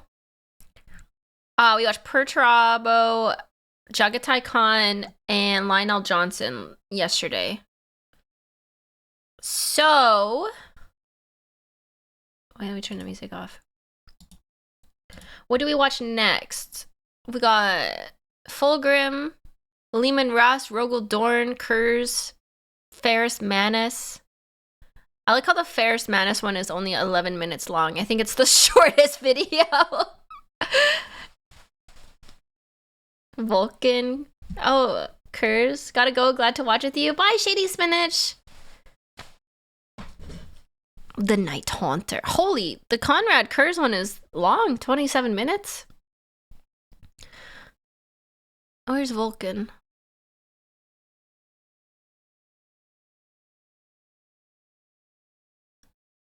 Mortarion, Magnus. Is there no Vulcan? There has to be. Am I blind? Huh? Am I blind, chat? Kurz has a lot to talk about. Oh, there it is. I am blind. Okay. Sure, let's do Kurz. Let's do Kurz. I'm gonna make myself smaller.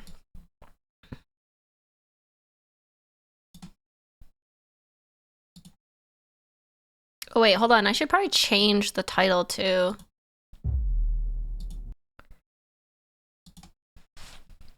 I should change the stream title. Then we're doing 40k reacts.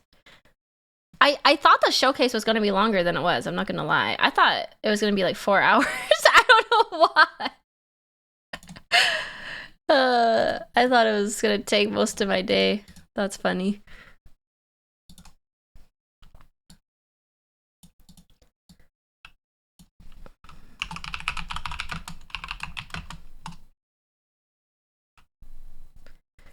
Sotek would need to yap for a while to make it 4 hours. I thought like the third announcement was gonna be said, you know. Well, I thought there was just gonna be more announcements in general. But those two were big, I guess.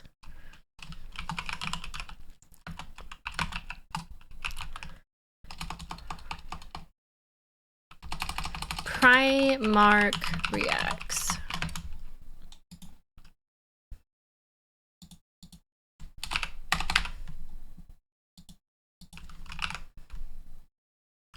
Warhammer.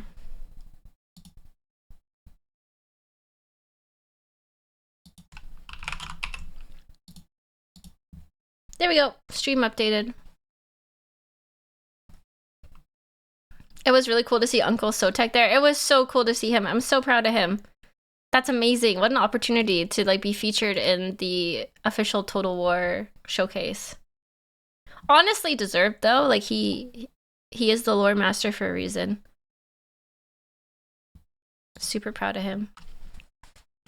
All right. Settle in. It's movie time. We are going to watch Konrad Curr's Night Haunter by the Remembrancer.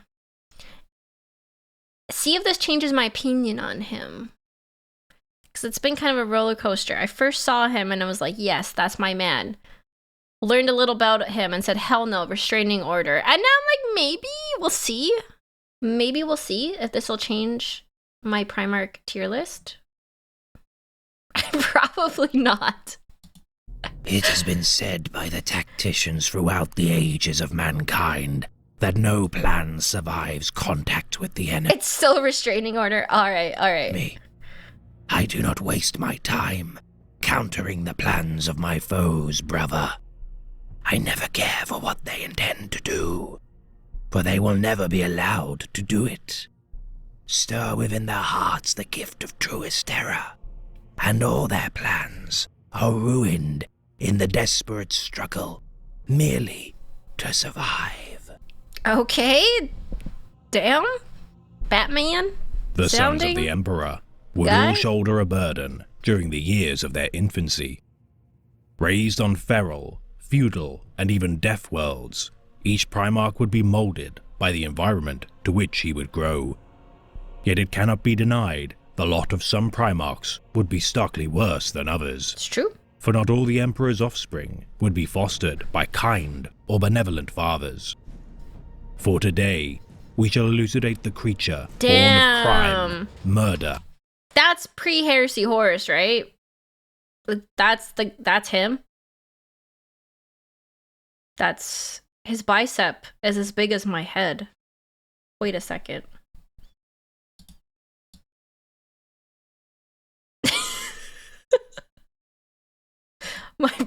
His bicep is literally as big as my head. This better not awaken anything in me. And spite. The Night Haunter of Nostramo. Bye, Miyazawa. Konrad Currs. Of all the Primarchs of his Imperium, the child of the 8th Legion would be raised on the most inhospitable and wretched of worlds. The world of Nostramo. It's always the blondes and balds for Stim. I'm no comment. Did you see someone is 3D printing a life-size hole? I did! It's amazing! It's also huge! Wasn't it just like the bottom half fit so far or something? It looked cool. Nostramo would be coated in endless night, its lullabies of the screaming of the murdered, the only solace for the inhabitants of the world. Save in the knowledge that another had died in their place that night, the Nostramans would live in an existence steeped in violence, depravity, and lawlessness. The Primarch of the 8th Legion would descend upon the planet, his gestation pod crashing through its polluted hide of the planet's largest city, Nostromo Quintus. Nostromo Quintus, okay. Burrowing through the urban architecture, the gestation pod dived into the planet's crust and halted near the liquid molten core of Nostromo. Holy, that's deep. Born into a world of darkness, the infant Primarch would claw his way to the surface. He clawed his way up from the molten core of the planet as a baby? Wait, do we know that when they're deposited, were they like children, toddler, or babies? Do we know? When they were like, where are we at? I know they were like more advanced than normal people deposited. I don't know a better way of saying it. Distributed children, babies. They're just like super like demigod babies. Okay. Through the scar carved through the adamantium and mineral-rich earth. Reaching the surface, the child would be confronted by a crazed inhabitant of the planet, seeking to consume the child for his ripe, fresh meat. The first act of the child would be to defend himself from the murderous intent of his first contact with humanity. Slaying the would-be cannibal, the child would swiftly come to realize the twisted morality of his planet. Nostromo was a world drenched in despair, with no authority or power capable of culling the malevolent and desperate criminals of the planet. That's Poverty would be rife within the planet's society, with its main productivity derived from the world's mining industry, allowing the tormented populace to eke out a humble existence. The minority of the society would grow bloated with wealth and exploit the lawless underhives and their overpopulated peoples. Me. This is your kind of benevolent ruler. Me. With no soul on the planet, willing nor capable of adopting the young Primarch, the child would survive alone. His wits and instincts allowing the Primarch to survive off the vermin and carrion of the planet within the darkness. Plagued by visions of a future he did not comprehend, the Primarch would begin to forge an identity befitting his dour and nihilistic existence. Sounds like the a Night Stim Haunter. Dome. The feral. So this is why he was like a rat. He was raised as he had to hide and stuff. Some people see great heroes and go, that's gonna be me. Stim sees bloated and corrupted aristocrats and goes, I know what I am. Scavenger of Nostromo will begin to form your first contact with another human being, they try to eat you. Yeah, I mean, I would lose all faith in humanity pretty quick. That makes sense. I understand why he is the way he is, I guess. Reputation among the populace. Sightings of an uncanny presence atop the roofs and slums of Nostromo Quintus would abound, with tales of a monster preying on the most dangerous of society. The screams of the Night Haunter's victims are balm to his anxieties, and dreams of countless dead upon unknown worlds shaping the Primarch's personality. Okay. Isolation and nightmares would be his only allies within the shadows of the abandoned derelicts to which the Night Haunter would rest. He didn't have a single friend? Yet with time, the Primarch of the Eighth would grow in both stature and infamy, until the entire planet knew of his deeds. Disgusted at the criminality of his homeworld, the Night Haunter would hunt the delinquents and felons of the hives. Consuming the brain matter of his victims, the Night Haunter would digest the populace's language, memories and sins due to his homophagia organ, and the Primarch would experience firsthand the depravity and weakness of his people. Oh. He's also being assaulted by visions of the future this entire time, by the way. Oh, right! Him and Sanguinius both had visions of the future, except for Curz's was really bad and Sanguinius's were good? Sickened at the deeds of his homeworld's people, the Night Haunter would enact his own dark crusade to purge all crime from the planet. Merciless and savage in his dealings, the Night Haunter would purge the world of swathes of the populace's most revered and notorious criminals. Oh. The tales. Curz interpreted them as unchangeable because he was nihilistic. Sanguinius was more optimistic about it and thought it could be changed. Curz's to Sanguinius as Perturabo as to Dorn. Interesting. The avenging spectre of the planet would be hushed by the civilians within the hives, and it would not be long until the gangs of Nostromo would band together to hunt the creature down.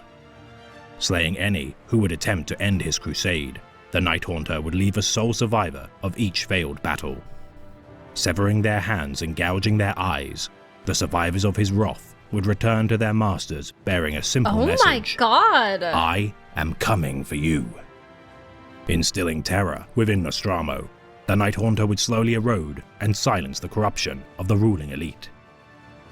Leaving their hanged bodies atop the hive's highest windows, often maimed and flayed in horrific displays, within a year of his reprisal, crime would cease. Confronting the rulers of the planet. Wait, he just stopped crime from doing this? Holy! I mean, I guess 0% crime rate. Let's go. The Night Haunter would make a simple demand: obey the law of the Night Haunter, or be judged. Cowed by fear, the Nostramans would relent and allow for the ascension of the so-called Dark King to rule their world. I'm not freaky enough for Curse, I don't think. The first monarch of Nostromo would diligently work to restructure his fiefdom. Consuming the planet's historical archival knowledge with ravenous hunger and murdering the last remaining criminal elements within the hives, it would not be long until the Night Haunter would dominate the populace completely. Ruling with temperance, unheard of by Nostromo. How is this like a small planet? Because like, how did he discipline everybody? Like, he's one guy. Did he have his like? I guess I have to keep watching. Did he have like a little team or something like? And standards, the civilians would share their wealth equally among themselves. For should they own too much, they would fear reprisal from their Dark King. Within months, the planet's fortunes would abound. The fear instilled within them progressively allowing for years of prosperity and industrious toil. Broadcasting the screams of his final victims across every home of the world. Whoa! As a reminder that none would escape his justice, the Dark King had achieved his goal of total obedience. He's a live streamer. For decades. He's a Twitch streamer. Okay. Dang, I guess that's one way of doing it. Haunter would have no need to hunt prey. He's a Kick for none streamer. would dare to defy the will of the Dark King. Yet with the arrival of the Emperor of Mankind to the planet, Nostromo's future would be sealed by its own prophecies that the Emperor would cause their downfall. Foreseeing his father's eventual reunion, the Night Haunter would prepare. Upon the Emperor's arrival, the inhabitants of Nostromo would be unable to look in the direction of the being of gleaming light.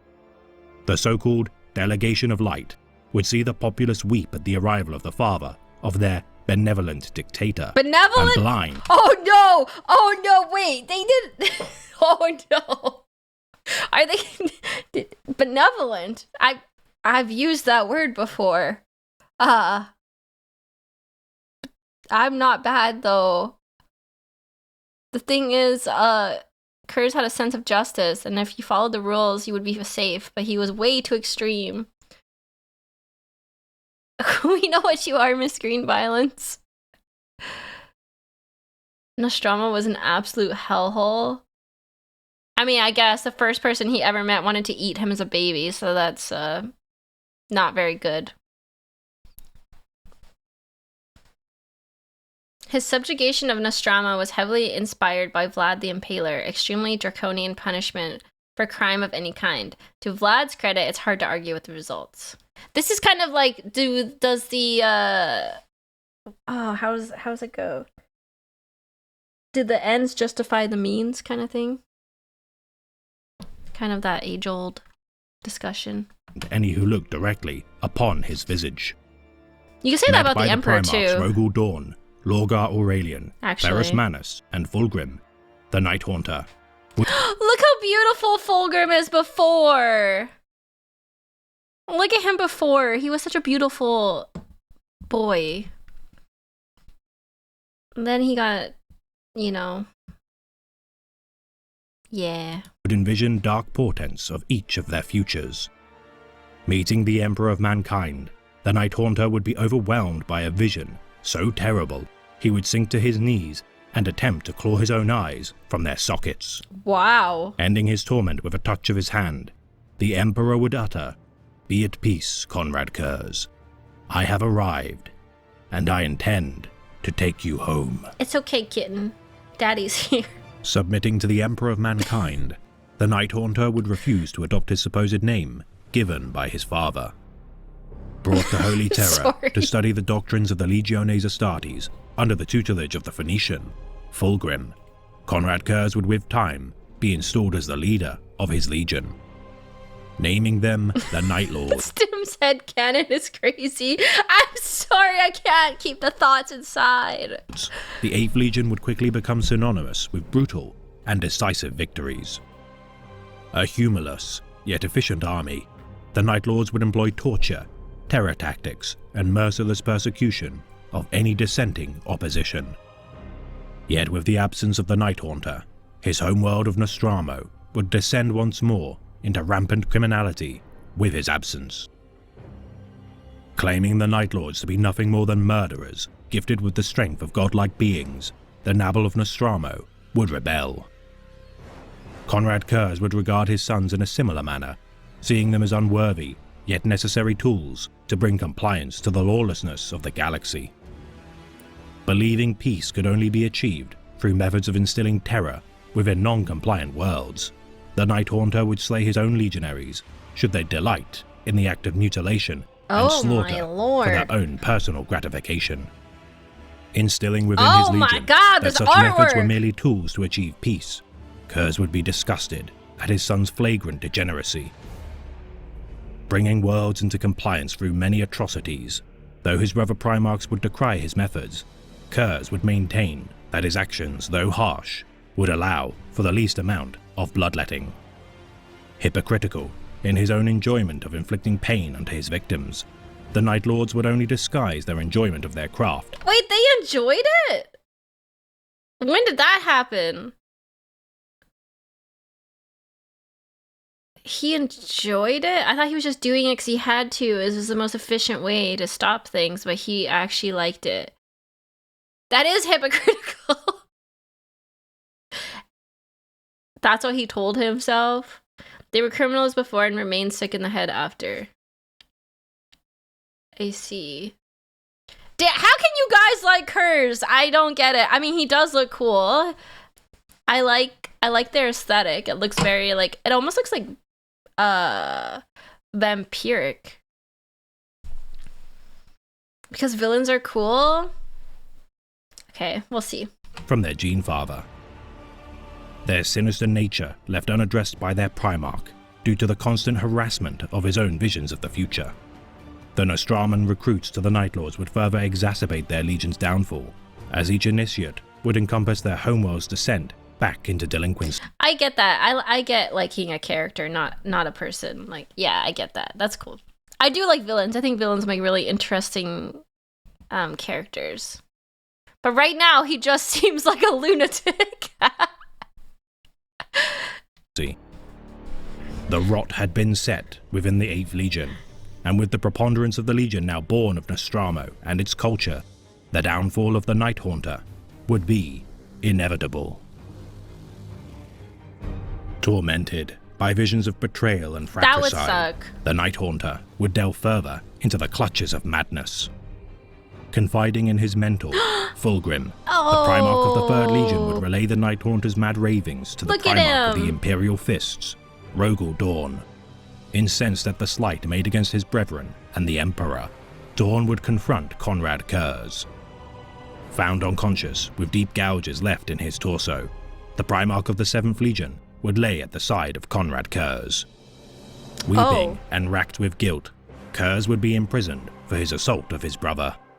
What? As the Primarchs discussed the means of how to deal with their brother. Why did he assault his brother?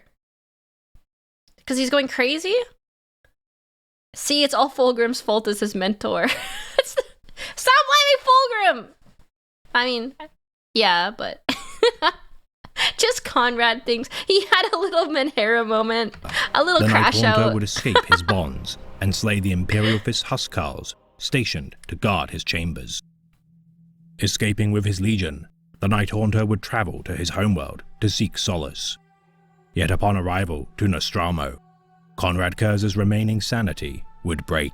Oh, yeah. During Don't go back there. .M30, the Night Haunter would discover the fate of Nostromo. He's gonna nuke it, isn't he? Once more corrupted by ceaseless crime, the vengeance of the Primarch of the 8th Legion would be unequivocally merciless. Firing laser bombardments into the rend in the planet's surface, originally made by the Primarch's gestation pod, Nostromo's molten core. I was joking, but also that's so funny. It's so obvious. Every single time a Primarch has a problem with their hometown, they nuke the fucking planet. Every time.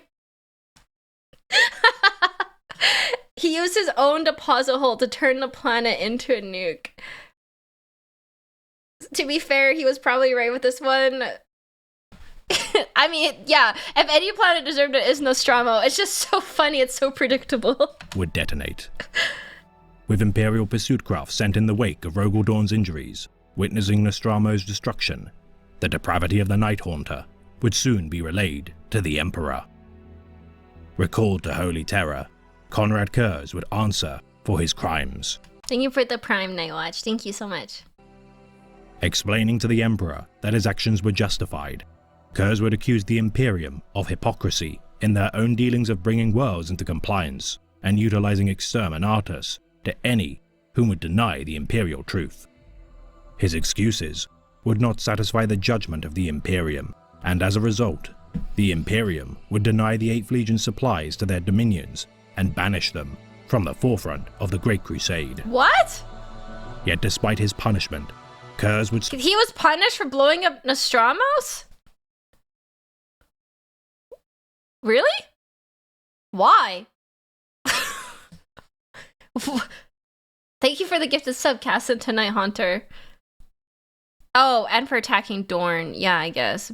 Oh, because Big E wanted the planet's mines, adamantium. I see. There's always an ulterior motive. Yeah, sure, it's a shithole planet, but we need that first stuff. We need the supplies. We need the monies. Seek vindication for his actions. And soon, an opportunity for revenge would present itself. The Horus Heresy, perpetrated by the War Master of the Imperium, Horus Lupercal, would coincide with the prophesied visions of the Night Haunter. Believing his visions to be unchangeable, the Primarch of the 8th Legion would surrender all responsibility for his actions and side with the traitor war effort. Choosing to enact his vengeance against the Emperor, Konrad Curze would lead his men to the battle I of get Isstvan it. 5. I understand why he would aiding betray. The traitorous betrayal of the loyalist forces of the Iron Hands, Salamanders, and Raven Guard. The Night Lords would revel in their slaughter of the Imperium's noble sons. As the Night Lords butchered the loyalist Astartes, Lorgar Aurelian, Primarch of the Wordbearers, would battle the Raven Lord of the 19th Legion. Besting the bearer of the word in combat, the Urizen's life would be spared. Oh, I just know. Is this in his official design? His armor is like a ribcage. I don't know if this is fan art or official, but this looks really cool. He has a really cool design. It's very like gothic. That's official? That's such a cool design choice. It's very gothic. By Konrad Curze, who would duel his rival in darkness, Corvus Corax, in Lorgar's place. Their claws struck, and despite Corax's speed, the Night Haunter would grab his brother by the wrist. Escaping Curze's grasp with the use of his jump axe, the Primarch of the Raven Guard would not risk dueling the Dark King of Nostromo. With the death of the Gorgon and flight he looks of the so Raven smug. Lord, Curze would find a new subject for his depraved tortures and mutilations. The Primarch of the 18th Legion. Wait, what? Vulcan. He took Vulcan? Aboard his flagship, Nightfall, Oh no! Curze would attempt to break the will of the Primarch of the Salamanders. Finding the Primarch of the 18th to bear the gift of a perpetual, Vulcan's body, no matter how many times it would perish, would rebuild itself and bring new life. Holy shit. Seeing an opportunity to torment his noble brother forevermore, the Night Haunter would delight in slaying his defenseless brother time and again. Holy shit, what? That's messed up, bro. Not Vulcan, my sweet baby. He killed Vulcan a bunch. Like over 100 times. Infinite torture. Hack. The first captain of the Night Lords, my fave space marine, has such a good quote on calling out curs. You can claim a savage nobility, father, but this is far more savage than noble. What other ways did you try? What politics of peace did you teach? What scientific and social illumination did you bring to the society? In your quest for a human utopia, what other ways did you try beyond eating the flesh of stray dogs and skinning people alive? Damn. How are you shocked when you know all the other horrible stuff that happens in this universe? I'm just shocked because we're brothers. Like, I know the Primarchs are, like, fight each other a lot, the traitors and the loyalists, but, like, that's a next level. I'm not just fighting them because I disagree, but enjoying torturing their brother. That's just, like, a next level depravity. Kurz was never one of the boys. Still, that's crazy. Yeah, that's Yandere level. That's crazy. None of the Primarchs befriended Kurz, so they're basically acquaintances. He hated everyone immediately. He's that kid. I see. He's that kid. For months, the Night Haunter would devise the means for the mutilation and execution of his brother, sating his sadism with increasingly extravagant displays of torture until growing weary of his relentless returns. Tearing him limb from limb, riddling his body with bolter shells, and even disintegrating him within the ship's engine shafts. No matter the cause of death, Vulcan would be resurrected. He can be disintegrated and Unable resurrected? to break the will of the Lord of Drakes, his attempts to break Vulcan with a variety of methods would always fail. Devising a final trial to end the perpetual Primarch's resolve, Kurz would beseech the Primarch of the Iron Warriors, Perturabo, to construct a labyrinth to destroy Vulcan's resolve. Teasing at the center of the labyrinth, Vulcan's personal warhammer, Dawnbringer, Kurz would not expect the Primarch of the Salamanders to reach his prize. Wait, he has him running in a maze like a rat to get his hammer back? What? Yet with tireless, unrelenting drive, Vulcan would reclaim Dawnbringer. The warhammer had been fitted with a secret teleporter within its construction, and after attempting to prevent Vulcan's escape, Kurz would be struck by Dawnbringer before Vulcan would activate its teleporter and escape to the Ultramar system.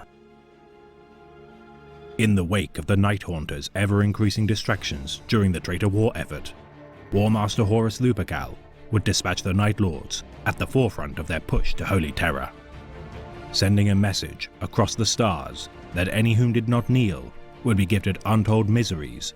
The Night Lords would enact the war. This makes me laugh every time. It's a little guy down there. Master's remorseless will. Harbingers of the traitor's bloodlust and cruelty, the Night Lords would for months be unopposed in their campaign of defilement. Yet within the Framas sector, the Night Lords would be halted by the First Legion, Dark Angels! the Dark Angels. Yeah! For 3 Terran Standard years, the First and Eighth Legions would wage a bitter war. Nobility and discipline would face opprobrium and barbarity. Leading his men during the Framas Crusade, Konrad Curze would delay the Dark Angels from interfering with the plots of the Warmaster. Under the command of their Primarch, Lionel Johnson, the First Legion would prove to be more than a match for the Night Lord's underhanded tactics and How are you gonna go against my man Lionel Johnson and expect to win? You can't! You little rat, you can't. cunning. Attempting to sway the Lion to join the Warmaster's cause, Kurz would parley with the Lord of the First. On the planet of Sagwalza, the Primarchs would face each other. The Lion would reject the Night Haunter's offer and attempt to slay Kurz. The Lion Sword would clash against Kurz's Lightning Claws, Mercy and Forgiveness. 2 of the greatest duelists of the Primarchs would descend into brawling as they disarmed and wounded one another. Can you really call Kurz a duelist though? Like, isn't he more like a, what's the word? Below the belt fighter? Or is he actually a really good duelist? I don't know, Kurz is giving me like rogue energy, right? Not like warrior energy. Assassin? Yeah, maybe is he a really good duelist? He was never beaten in combat as he saw every way he could lose. Oh.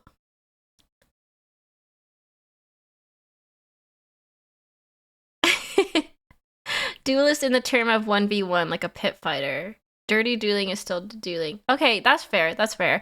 I see him as more of like a rogue, like only being able to win from like surprise flanking attacks, not like one-on-one dueling. But I guess that still counts as dueling. Kurz was only second to Fulgrim when it came to single combat.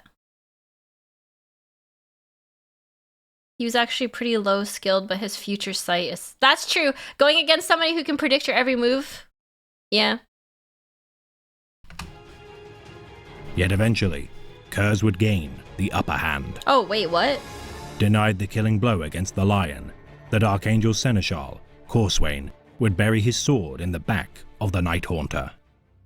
Ooh. Both legions would reinforce the Primarch's positions and drag their wounded liege lords from the skirmish. Yet when the legions would clash again, the Dark Angels would prove to be the greater strategists. Ambushing the Night Lord's fleet, the Primarchs would once again duel. That's great art. Slaying the Night Lord's elite Atramentar and destroying the 8th Legion's fleet, the Dark Angels would prove to be an indomitable foe. Yet the Night Haunter would not be so easily slain and escape the Lion within his own flagship. This is when he goes onto his ship after these battles. I see. Well, Lion lost. He's going down 3 tiers now. It wasn't a loss, it was a draw. It was a draw. He never lost, okay, chat? He never lost. They both retreated. For months, Konrad Curze would skulk the dark corners of the Dark Angel's flagship, Invincible Reason. Cut off from the wider Imperium with the birth of the Ruinstorm, the First Legion would relocate their might to the burgeoning Imperium Secundus of Ultramar. The home system of the Ultramarines Primarch, Rabute Guilliman, Macragge would be the seat of power for the contingent— Damn, look how big his hand is in this art! That's crazy. Aw, look at Stim defending her Manza honor. Oh, it's a power fist. That's why I'm like, ain't no way his hand is that big. Thank you for 5 months in tax. Thank you so much. Which Primarch will be the one to find the 40,000th Warhammer? I do like Guilliman, I do. New Imperium, should the Emperor be slain by the War Master. Yet upon the First Legion's arrival to Macragge, Curze would escape from the bowels of the Invincible Reason. Wreaking havoc among the populace of the Ultramarines' homeworld, the combined might of the Primarchs of the 1st, 13th, and newly arrived 9th Legions would hunt the Night Haunter. Primarch Rabute Guilliman of the Ultramarines would elect the Primarch of the Blood Angels, Sanguinius, as the Imperator Regus of their new contingent empire, with Lionel Johnson appointed as Lord Protector of the Imperium Secundus. Oh, this is the Imperium Secundus. It would be his duty to enforce the campaign to apprehend the Night Haunter. Despite the Dark Angel's attempts to thwart the rampage of Konrad Curze, the Night Haunter would come close to crippling the Loyalist research of the Sofa device, ministered by the Imperial Fist Captain, Alexis Pollux. He's so yellow. Confronted by Rabute Guilliman and the Lion within the Fortress of Hera, Curze would detonate explosives concealed within the temple. Before dealing the killing blow, the Loyalist Primarchs would be rescued by the ministrations of the Loyalist Warsmith, Barabas Antioch, and Alexis Pollux, by once more utilizing the Sofa device. The Sofa device? Unaware of their survival, Curze would turn his attentions. Wait, so Curze blew up a building on them?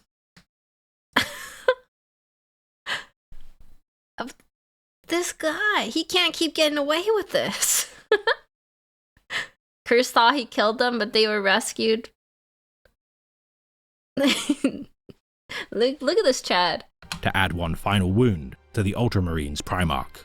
He dropped the within temple the on capital them. city of Macragge, the Night Haunter would attempt to slay Roboute Guilliman's adoptive mother, No! Tarasha His Newton. mother!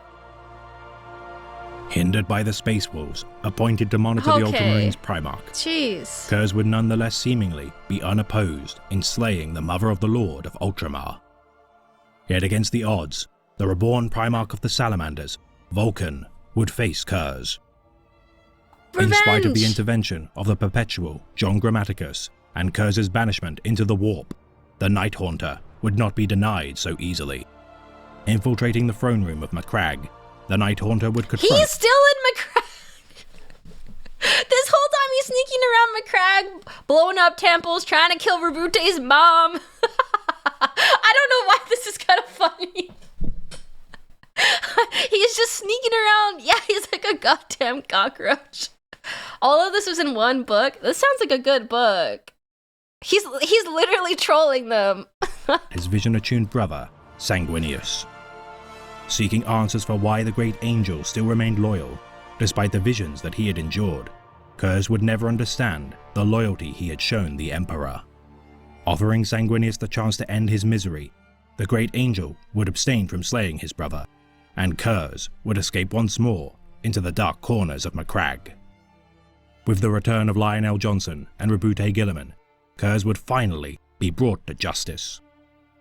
Captured and brought before trial to judge him for his crimes, the proceedings would be conducted by the Emperor of Imperium Secundus, Sanguinius. Admitting to his actions, Curze would not accept any guilt for his misdeeds. Turning the Lion and Guilliman against one another due to the methods the Lord of the First had used to root out the Night Haunter, the Lords of Imperium Secundus would fracture. Oh no, wait, what did my man do? I know he's a little trigger happy, but what did he do? Due to the methods Lord of the First had used to root out the Night Haunter. Orbital bombardment and chemical weapons. Oh, this is when he wanted to nuke Macragge. Okay, I remember this from Guilliman's story when they had words. You can describe it as tee.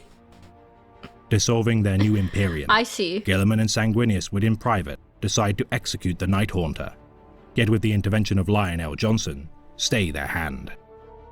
Repeating Curze's claim to observe his own death at the hands of an agent of the Emperor, the Lion would surmise that the Emperor still ruled Holy Terror. Hope burgeoned in the hearts of the Primarchs, and with Sanguinius' own visions of his death at the hands of the War Master, the Loyalists with Curze in their custody would venture to breach the Ruinstorm.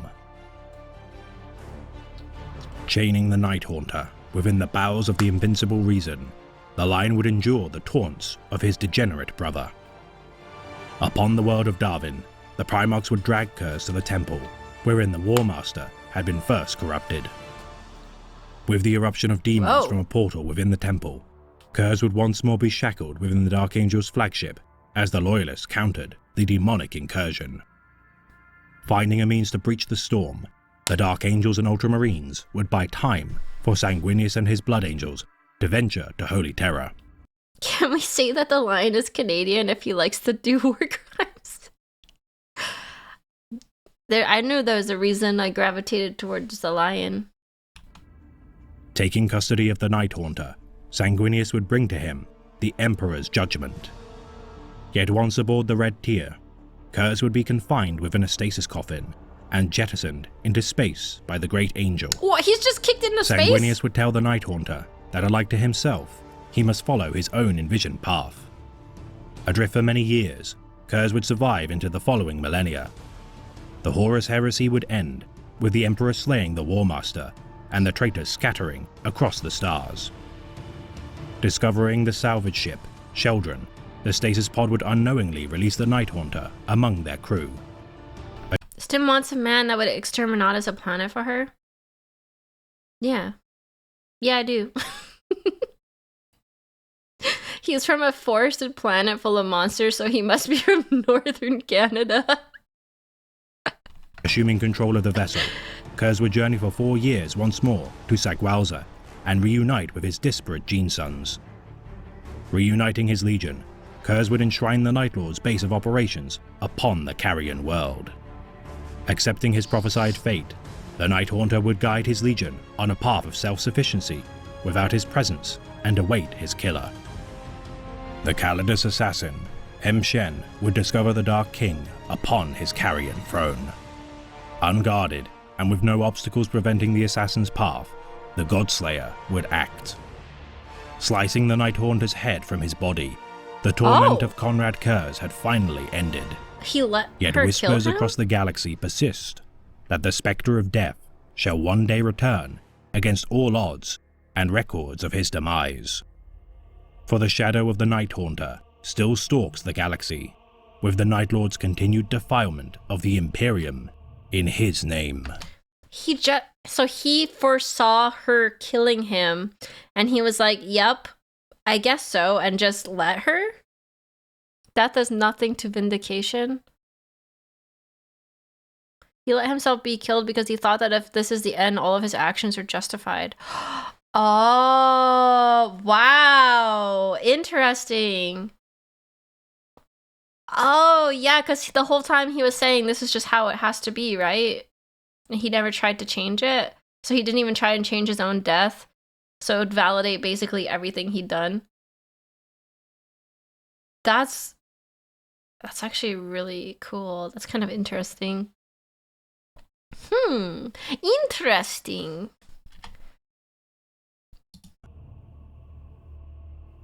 By reason, by truth, I have learned how your hearts and minds function. With that law, I brought peace to this culture. At the cost of freedom, the Night Haunter drew in a slow breath through his knife-slit smile. Peace reigns as I reign. I wouldn't expect your little minds to understand. You are a little man with little dreams. You've ushered in the peace of the graveyard. The noble dared to take a step closer. Peace at the cost of surrendering all choice, all freedom. The city lives in terror, forced to live by the standards you place upon our shoulders. Yes, the Night Haunter replied. Yes. But every sin is punished. The Night Haunter listened to their hearts beating blood through their bodies. But punishment by death, no matter the crime, no matter the scale of the sin, the people of the city live in silence, lest a single word earn them death for speaking out against you. Yes. The Night Haunter closed his dark eyes, as if listening to that very silence drifting across the city. Listen. Listen to the sound of raw silence. Is it not serene? Oh my god, he's so creepy. Prince of Crows Black Library. This has been a tale of the great Imperium of Man, read by the Remembrancer. He's so creepy! The Dark King he's of not Nostromo wrong, would live his but life he's convinced creepy. that his destiny had been sealed. Yet the Emperor teaches us that there are many futures that we must choose, for we are not the pawns of fate.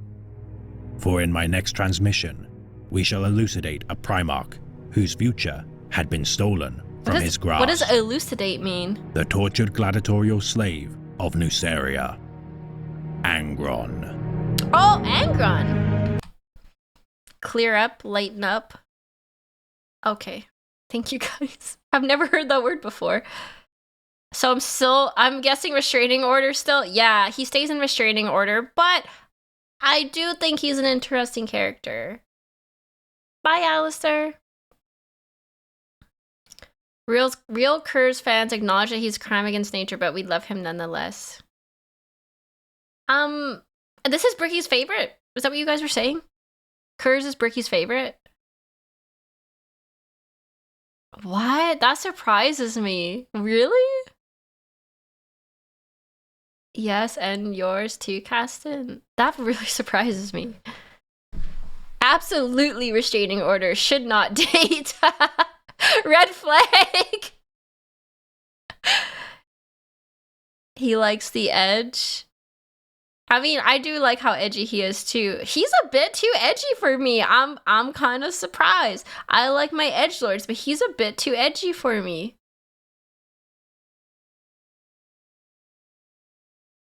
Basically likes him because he's fascinating. You cannot fix him, but damned if he isn't fun to watch do his thing. That's very interesting. So there's such a thing as too many red flags for Stim.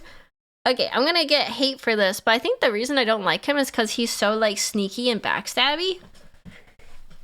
I like you know, I like it. I much prefer them being an asshole to my face than behind my back, you know? You want him to murder people in the light of day. Yeah, I want him to like stand on his business, you know?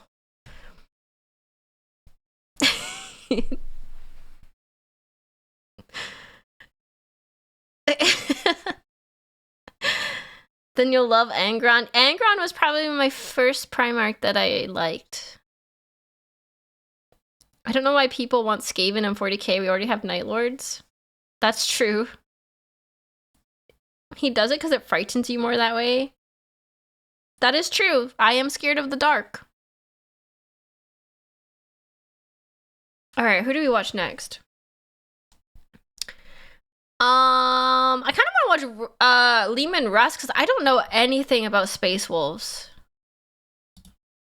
Like, literally nothing about Space Wolves.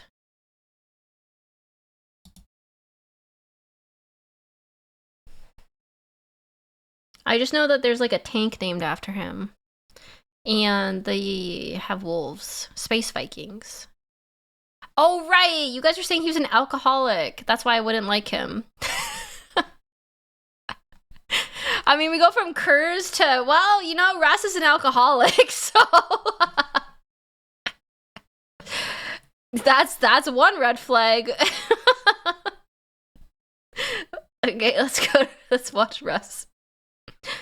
I am noticing a thing. I do like blondes and I do like balds. I like eggs. Maybe I have a type I didn't realize, okay? Because you know who my favorite from Dragon Age Inquisition was? It was Solus. Evil egg. Might have a type. Leman Russ. You elves? Oh, man, I'm not an elf lover, but I loved Solus's character. Professor Xavier Stim's type? I mean, Professor Xavier can get it. Was that supposed to be, like, yeah.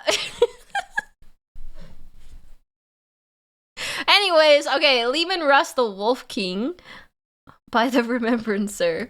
There are those who undervalue the penal battalions, but they should consider this. Should a man who has wronged the Emperor be allowed to wrong him further? For each man executed is a man who can no longer serve, and to fail in service to the Emperor is the greatest of sins. True! Loyalty is a trait that defines the heroic Primarchs who refuse the temptations of chaos. Each Primarch weighed the cost. I found Solus unnerving because I've never seen a bald elf before. He's supposed to be unnerving because he's technically like a god. Anyways. Ow! Of portraying their Imperium by clashing blades and bolters with their brothers. For some, the Imperium would be secondary, yet compatible of their true allegiances, whilst for others their allegiance to the Emperor would be unshakable. But there is only one Primarch whose loyalty is truly ironclad, with no hesitation to reject the poisoned chalice of chaos. Though seen by many of his brothers as a butcher of men, he would nonetheless be the Emperor's greatest executioner and loyal servant. The Wolf King of Fenris, Leman Russ. Leman Russ. The young Primarch would land on the icy death world of Fenris. Oh yeah, this is the his icy incubation planet. pod plummeting into the flank of a vast mountain. Despite the harsh weather, the infant would be found by a she-wolf, a gigantic Fenrisian thunderwolf. Canada Despite as a its planet. ferocious nature, the wolf would nurture the child and raise it within its wolf pack. He was literally raised by wolves? He's like Princess Mononoke? Wow. Okay. Third child to raise alongside its own children, the male wolves, whom would be known as Freki and Geri. During the season of Hellwinter, the child and the wolf pack would scavenge for food within the territory of Thengir, king Damn. of the Russ. Escaping with their food, the king would send a raiding party after the wolves, armed with poisonous arrows and blades of sharpened steel. The child would attempt to defend them, being injured trying to protect his adopted mother and killing dozens of men with his bare hands. The she-wolf would die, but the tribesmen of the Rus would realize the creature bearing its fangs to be a small boy and lower their weapons. The child would be led to their king, and with his brothers Freki and Geri at his side, the chieftain would see great potential in the young boy and order him to be given a place within his household. That's so sad. The boy would learn to laugh and to sing and understand his human traits. Even at such a young age, he would learn to speak and master the battle techniques of axes and swords. Wait, he wasn't mad that they killed his mama wolf? He was just like, alright, I guess, sure. I'll be your son. Russ is a good boy. He'd chill like that. With this, he would be named by the king, Leman of the Rus. Shit happens. His exploits would be legendary on Fenris, said to battle entire armies of rival tribes alone, to uproot great oak trees with his bare hands, and to even wrestle the gigantic Fenrisian mammoths of the wilds. With time, the aging king would die, leaving the Rus alone as his successor. Under the rule of their new Wolf King, the people of Fenris would thrive, the Rus's deeds even reaching the scouting parties of the Emperor of Mankind. Recognizing these incredible feats to be those of his son, the Emperor traveled to Fenris and disguised himself to venture into the court of the Rus. Why did he disguise himself? He couldn't just come in and be like, yo, it's me, Emps. I'm here for my son. This court is pretty cool looking. Look at the wolves. Big E's just extra like that. He's a diva. He wanted to make an entrance. Big E things. Meeting Leman, the Emperor would challenge the youth to free trials. Knowing wow. the proud Rus would not... Wait, what? How come like every other story, Big E's like, yes, my son, I am taking you home. With Leman Russ, he's like, actually, let's see if you're good enough. Do these 3 things for me, because I'm bored.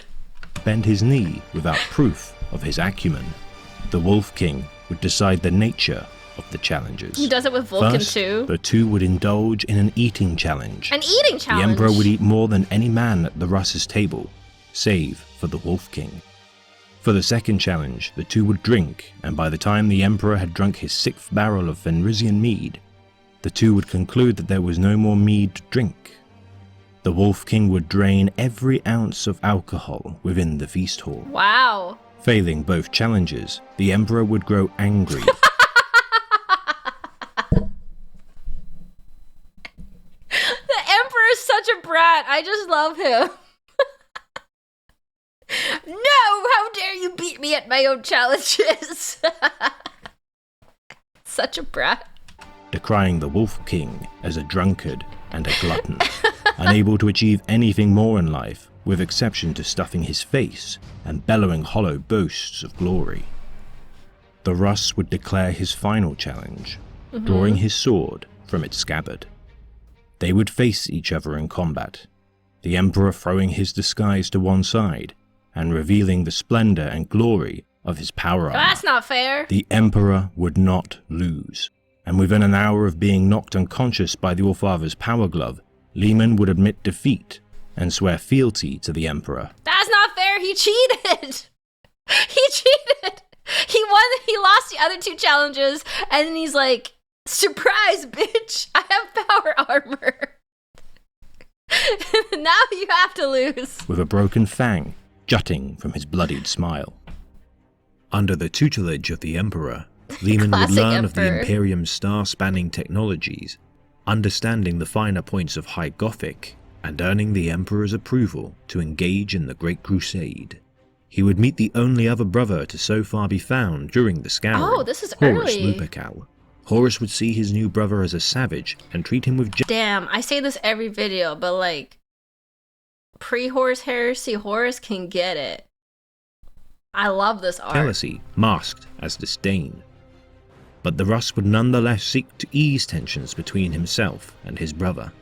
Leman would then be given command of his legion, the Space Wolves, and gifted his thrice-blessed suit of power armor and the legendary Frostblade, Mjolnir. Ooh, he has a special Forged sword. with the teeth of the great kraken of Fenris, the blade was said to be strong enough to cleave its ice mountains. Today's a weird day, chat. Today's a weird During day. the Great Crusade, Leman Russ would gain a reputation as a cunning and fierce warrior. Whilst fighting the Wheel of Fire campaign, the Space Wolves would lose a third of their legion's numbers to the onslaught of orcs. A third? Yet Holy. for his efforts, the Russ would be rewarded with the fortress monastery known as the Fang to be built on Fenris. He would also be gifted the Spear of Russ, forged by the Emperor's own hand, which had previously been known as the Dionysian Spear. Though Leman would see little of the Emperor during the Great Crusade, he would be mentored and tempered by Malcador the Sigillite's wisdom. Oh, he's mentored by Malcador? Russ has several strange and sometimes esoteric weapons. Oh, is he like known for having cool weapons? For real, girl, you good? You need some time alone or something? I'm in a weird mood today, okay? This is all ignore it. We'll just ignore it. Yeah. Forming between them an unshakable bond. Due to his fiery temper and boisterous personality, the Russ would inevitably clash with his brother Primarchs. Oh. During the Doolan campaign, the Space Wolves would fight alongside the Dark Angels. The Doolan planet's leader would verbally insult Leman Russ, stoking his rage, and leading him to vow to kill him personally. As the two legions besieged the throne room, Leman would burst through the doors at the moment where Lionel Johnson, Primarch of the First Legion, would behead the planet's ruler.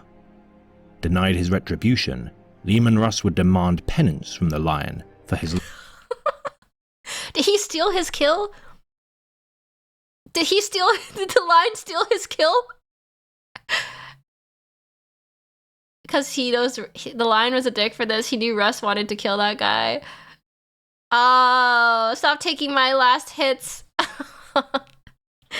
He's such a dick. Lost honor. The Lion would refuse, leading to the Primarchs to brawl for an entire week without pause. On the seventh day, the Russ would realize the immaturity of their actions and laugh uncontrollably. With the Lion seeing this jest as a mockery to his honor, he would use the opportunity to strike the Russ unconscious. And as the Primarch was roused from his dormant state, the First Legion would leave the system, fueling a feud between the legions which would last into the millennia to follow, with both chapters adopting the custom of their chosen champions dueling for the honor of their Primarchs.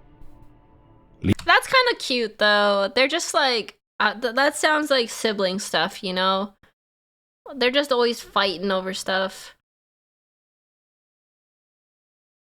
Russ gets paralleled to the Lion in that one is a savage pretending to be noble and vice versa. Oh, you mean like the Lion is a savage pretending to be noble? And, or wait, is it the other way? Wait, huh? Yeah, but wolves and dark angels actually do really hate each other. Yeah, okay, that makes sense, yeah. So then that would be the Russ is a noble that acts like a savage. Yeah. The Lion is a savage acting like a knight. Leman is a knight acting like a savage. Yeah, okay, that makes sense. The Lion shows himself as a knight, but is really the boy who grew in the wilds hunting monsters. And that's why I love him. A beast masquerading as a man. Leman Russ would also be sent to retrieve Angron, Primarch of the World Eaters, to be brought before the Emperor. The Red Angel had sought to implant his legions Astartes with the Butcher's Nails brain implants, to which the Emperor would demand him to relent, sending his most loyal son to bring Angron to justice. On Malkova, the two Primarchs would clash. The Russ would restrain his martial prowess as he was instructed to by the Emperor. However, this restraint would lead to the Russ being bested by the Red Angel, and his legion would undergo the foul surgeries of the Butcher's Nails. Oh no. Despite his many rivals, Leman was regarded with respect by some of his brothers, particularly Roboute Guilliman, who saw Leman as one of 3 other Primarchs who always served the Emperor's will with utmost conviction. The others being Rogel Dorn, Sanguinius, and Ferrus Manus, regarded by Guilliman as the Dauntless Few. Wait, Guilliman why even isn't my man on there? What do you mean? Why didn't Lionel get on there? Huh? The Dauntless Few?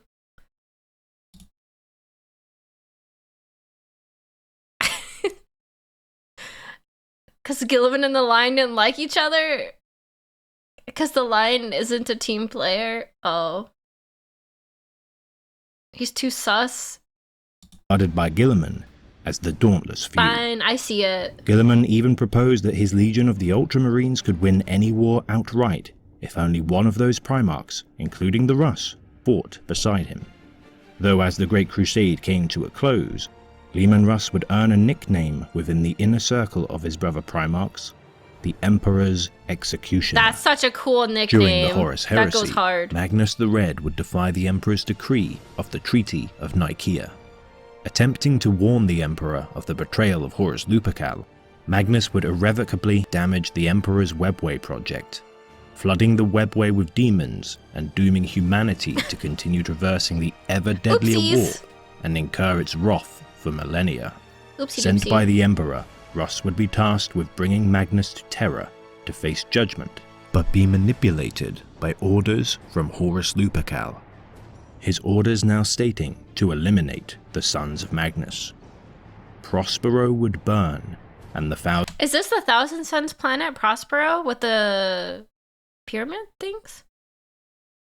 It looks really cool. I always like the art of this planet when I see it. The boy failed harder than anyone in fiction. just a little whoopsie doopsie. Thousand Suns would be decimated, but Magnus would nonetheless escape into the warp. Leaving Prospero, the Space Wolves would be forced into a rout by the Alpha Legion, taking shelter in the Alaxis Nebula. Prospero was one of the most paradise worlds the Imperium had. It was one of the best places in the Imperium to live.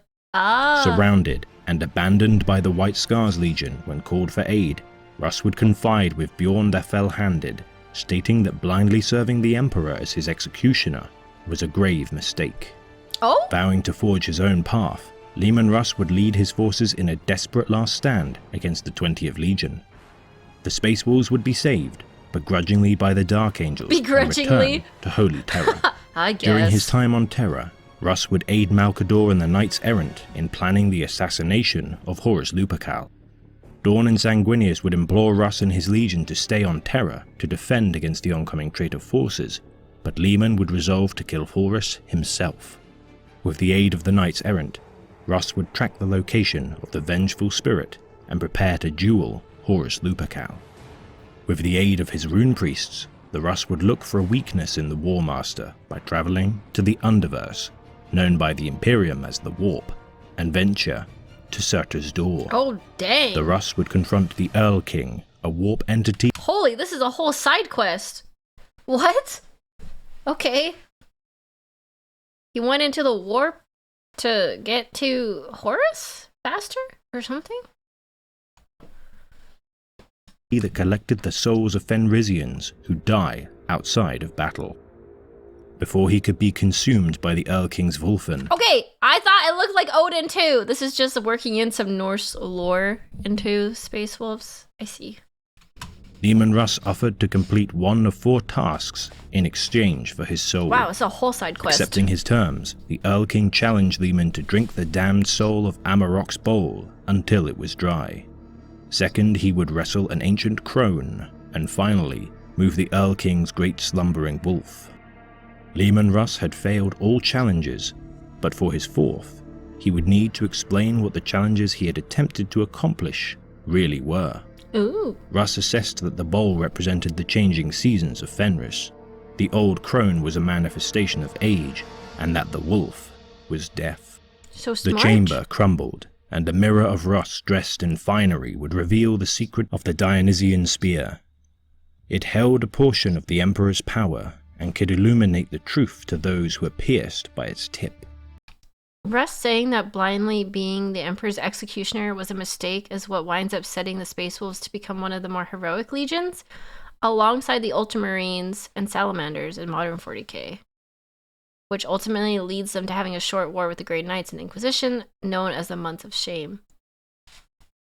Oh. Okay. The false Russ would impale Leman with the spear, revealing the true nature of the Primarchs.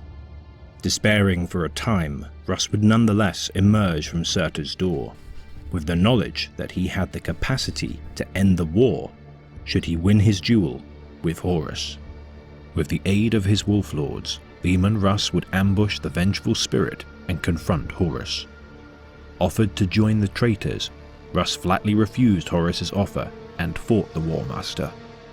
Allowing a chance for Horus to wound him with his lightning claw, Russ would use this feint to impale Horus with the spear of Russ. However, due to a moment's hesitation, his strike would land, but not be fatal. Badly wounded, Russ would be dragged from the battle by Bjorn the Fell-Handed and Grimnar Blackblood, as hundreds of space wolves swarmed the War Master. Oh, he hesitated. I don't remember learning about this. He hesitated when he fought Horus? The space wolves were absolute shitheads before. Like war crimes of war crimers, always acting high and mighty. 40k space wolves are okay, but you don't like 30k? He nearly beat him here, but he hesitates to kill him because that's my boy Horus. Makes sense. Russ would fall into a comatose state as Abaddon the Despoiler pursued the depleted space wolves to the Yarant system. God, Abaddon's just so creepy. So creepy. I can't with him. With the aid of Ravengard Primarch Corvus Corax, the Space Wolves would manage to escape the Yarant system, with Leman Russ passing on the Dionysian Spear to Bjorn. The Russ would not be present for the Siege of Terra, and would not return until well after the entombing of the Emperor on the Golden Throne. Returning to Fenris one last time, Leman Russ would host a great feast, then address his sons before embarking into the Eye of Terror. Listen but closely, brothers, for my life breath is all but spent. There shall come a time far from now when our chapter itself is dying, and as I am now dying, and our foes shall gather to destroy us. Then, my children, I shall listen for your call in whatever realm of death holds me. And come I shall, no matter what the laws of life and death forbid. At the end I will be there, for the final battle. It's wolfing time! For the wolf time. This tale would be retold every 1,000 years by Bjorn the Fell-Handed, the now great wolf of Fenris. The Space Wolves would on occasion scout the galaxy in a great hunt in search for their Primarch, but to this day, to no avail. Oh yeah, it's wolfing time. This has been a tale of the great Imperium of Man, read by the Remembrancer. Sons of the Praetorian, raise your fists, for in my next Vox transmission, we recall the deeds of Primarch Rogal Dorn. Ooh, Rogal Dorn! Russ is likely to be the next returning Primarch, right? Right? Who do you think is the next Primarch? We need more loyalist Primarchs to return, so I wouldn't be surprised. Him or Khan, yeah. We need more loyalists back. When we watched Arbiter Ian's list, it was like there was like 4 active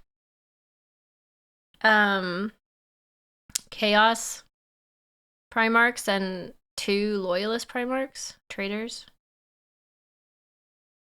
We need to have Rabute and Lion meet each other again. Oh, have they not met yet? Since coming back? Oh, I want to see that so bad. I want to see that so bad. They're both so different when they come back. I want to see that so bad. No, but the lore is leading to that. I think the Lion is just going around world solo killing demons. He isn't even leading the Dark Angels. Where did you read? Okay, how do I find out about the Lion coming back? Like, where was that? Is that a book? I want to read about the Lion coming back. Lion, son of the forest. Okay, I'm gonna read that. Bro, why do you look so old? The fuck? Bro, no, you look old. Wait, no, you look old. Bro. Bro.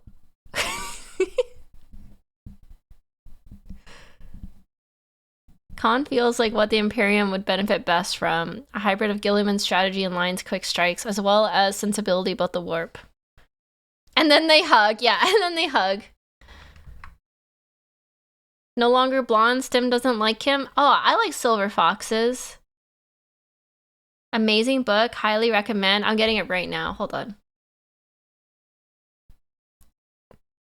I actually think I'm going to end stream early today. I'm sorry. I'm going to end stream early today. I'm really tired. I haven't been sleeping much. And Maki! I'm just going to work on like project stuff, I think. Because tomorrow is a big stream. Tomorrow I have to set up for the miniature painting. Can we do Son of the Forest book club? You guys want to? Is there interest in doing a Warhammer book club? Because I would really enjoy that. That would help me stay accountable, actually, to reading it. Yeah? I haven't read Son of the Forest either. Oh, okay, let's do that. Let's do that in the Discord then. I'll ask mods to set it up for me. Prince! I can probably get it for my Kindle, I'm thinking. Son of the Forest book club. Or not Son of the Forest book club. Warhammer book club. First book, Son of the Forest. How long is enough time to read a book? Like, it's going into Christmas. So, like, I don't know. 2 months? I'm not going to read much over Christmas, probably. We'll figure out the details. We'll figure out the details. January to March? That's a good time frame. Yeah, it depends on the book. I can't imagine Son of the Forest is that big since it's just about the lion. 2 days top. I can't really do audiobooks for some reason. I like reading. I prefer to read the books myself.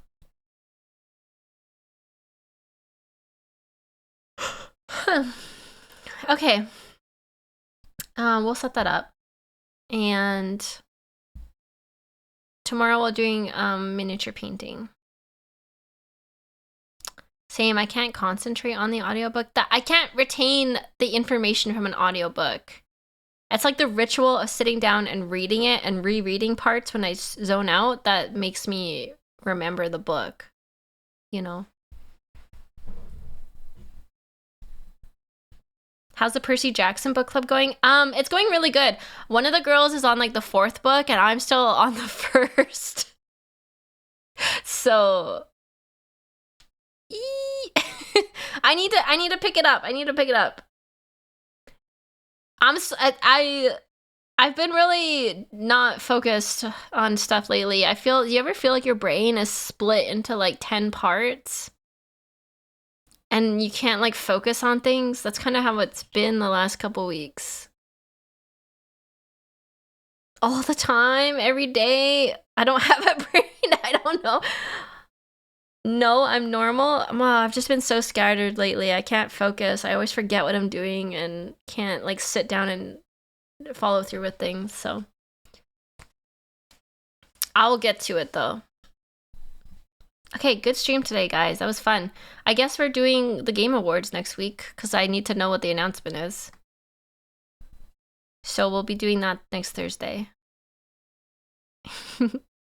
And yeah, painting miniatures tomorrow. We're going to be finishing off the Necrons, maybe. Yay! Get to do highlights and contrast tomorrow. Have a good day, everybody. Thanks for hanging out. I hope you're excited about the announcements. Yeah, it was a very fun day. Okay, I'll see you tomorrow. Tomorrow morning. Afternoon, evening, whatever time for you. I'll see you. Be there, be cucked. Bye!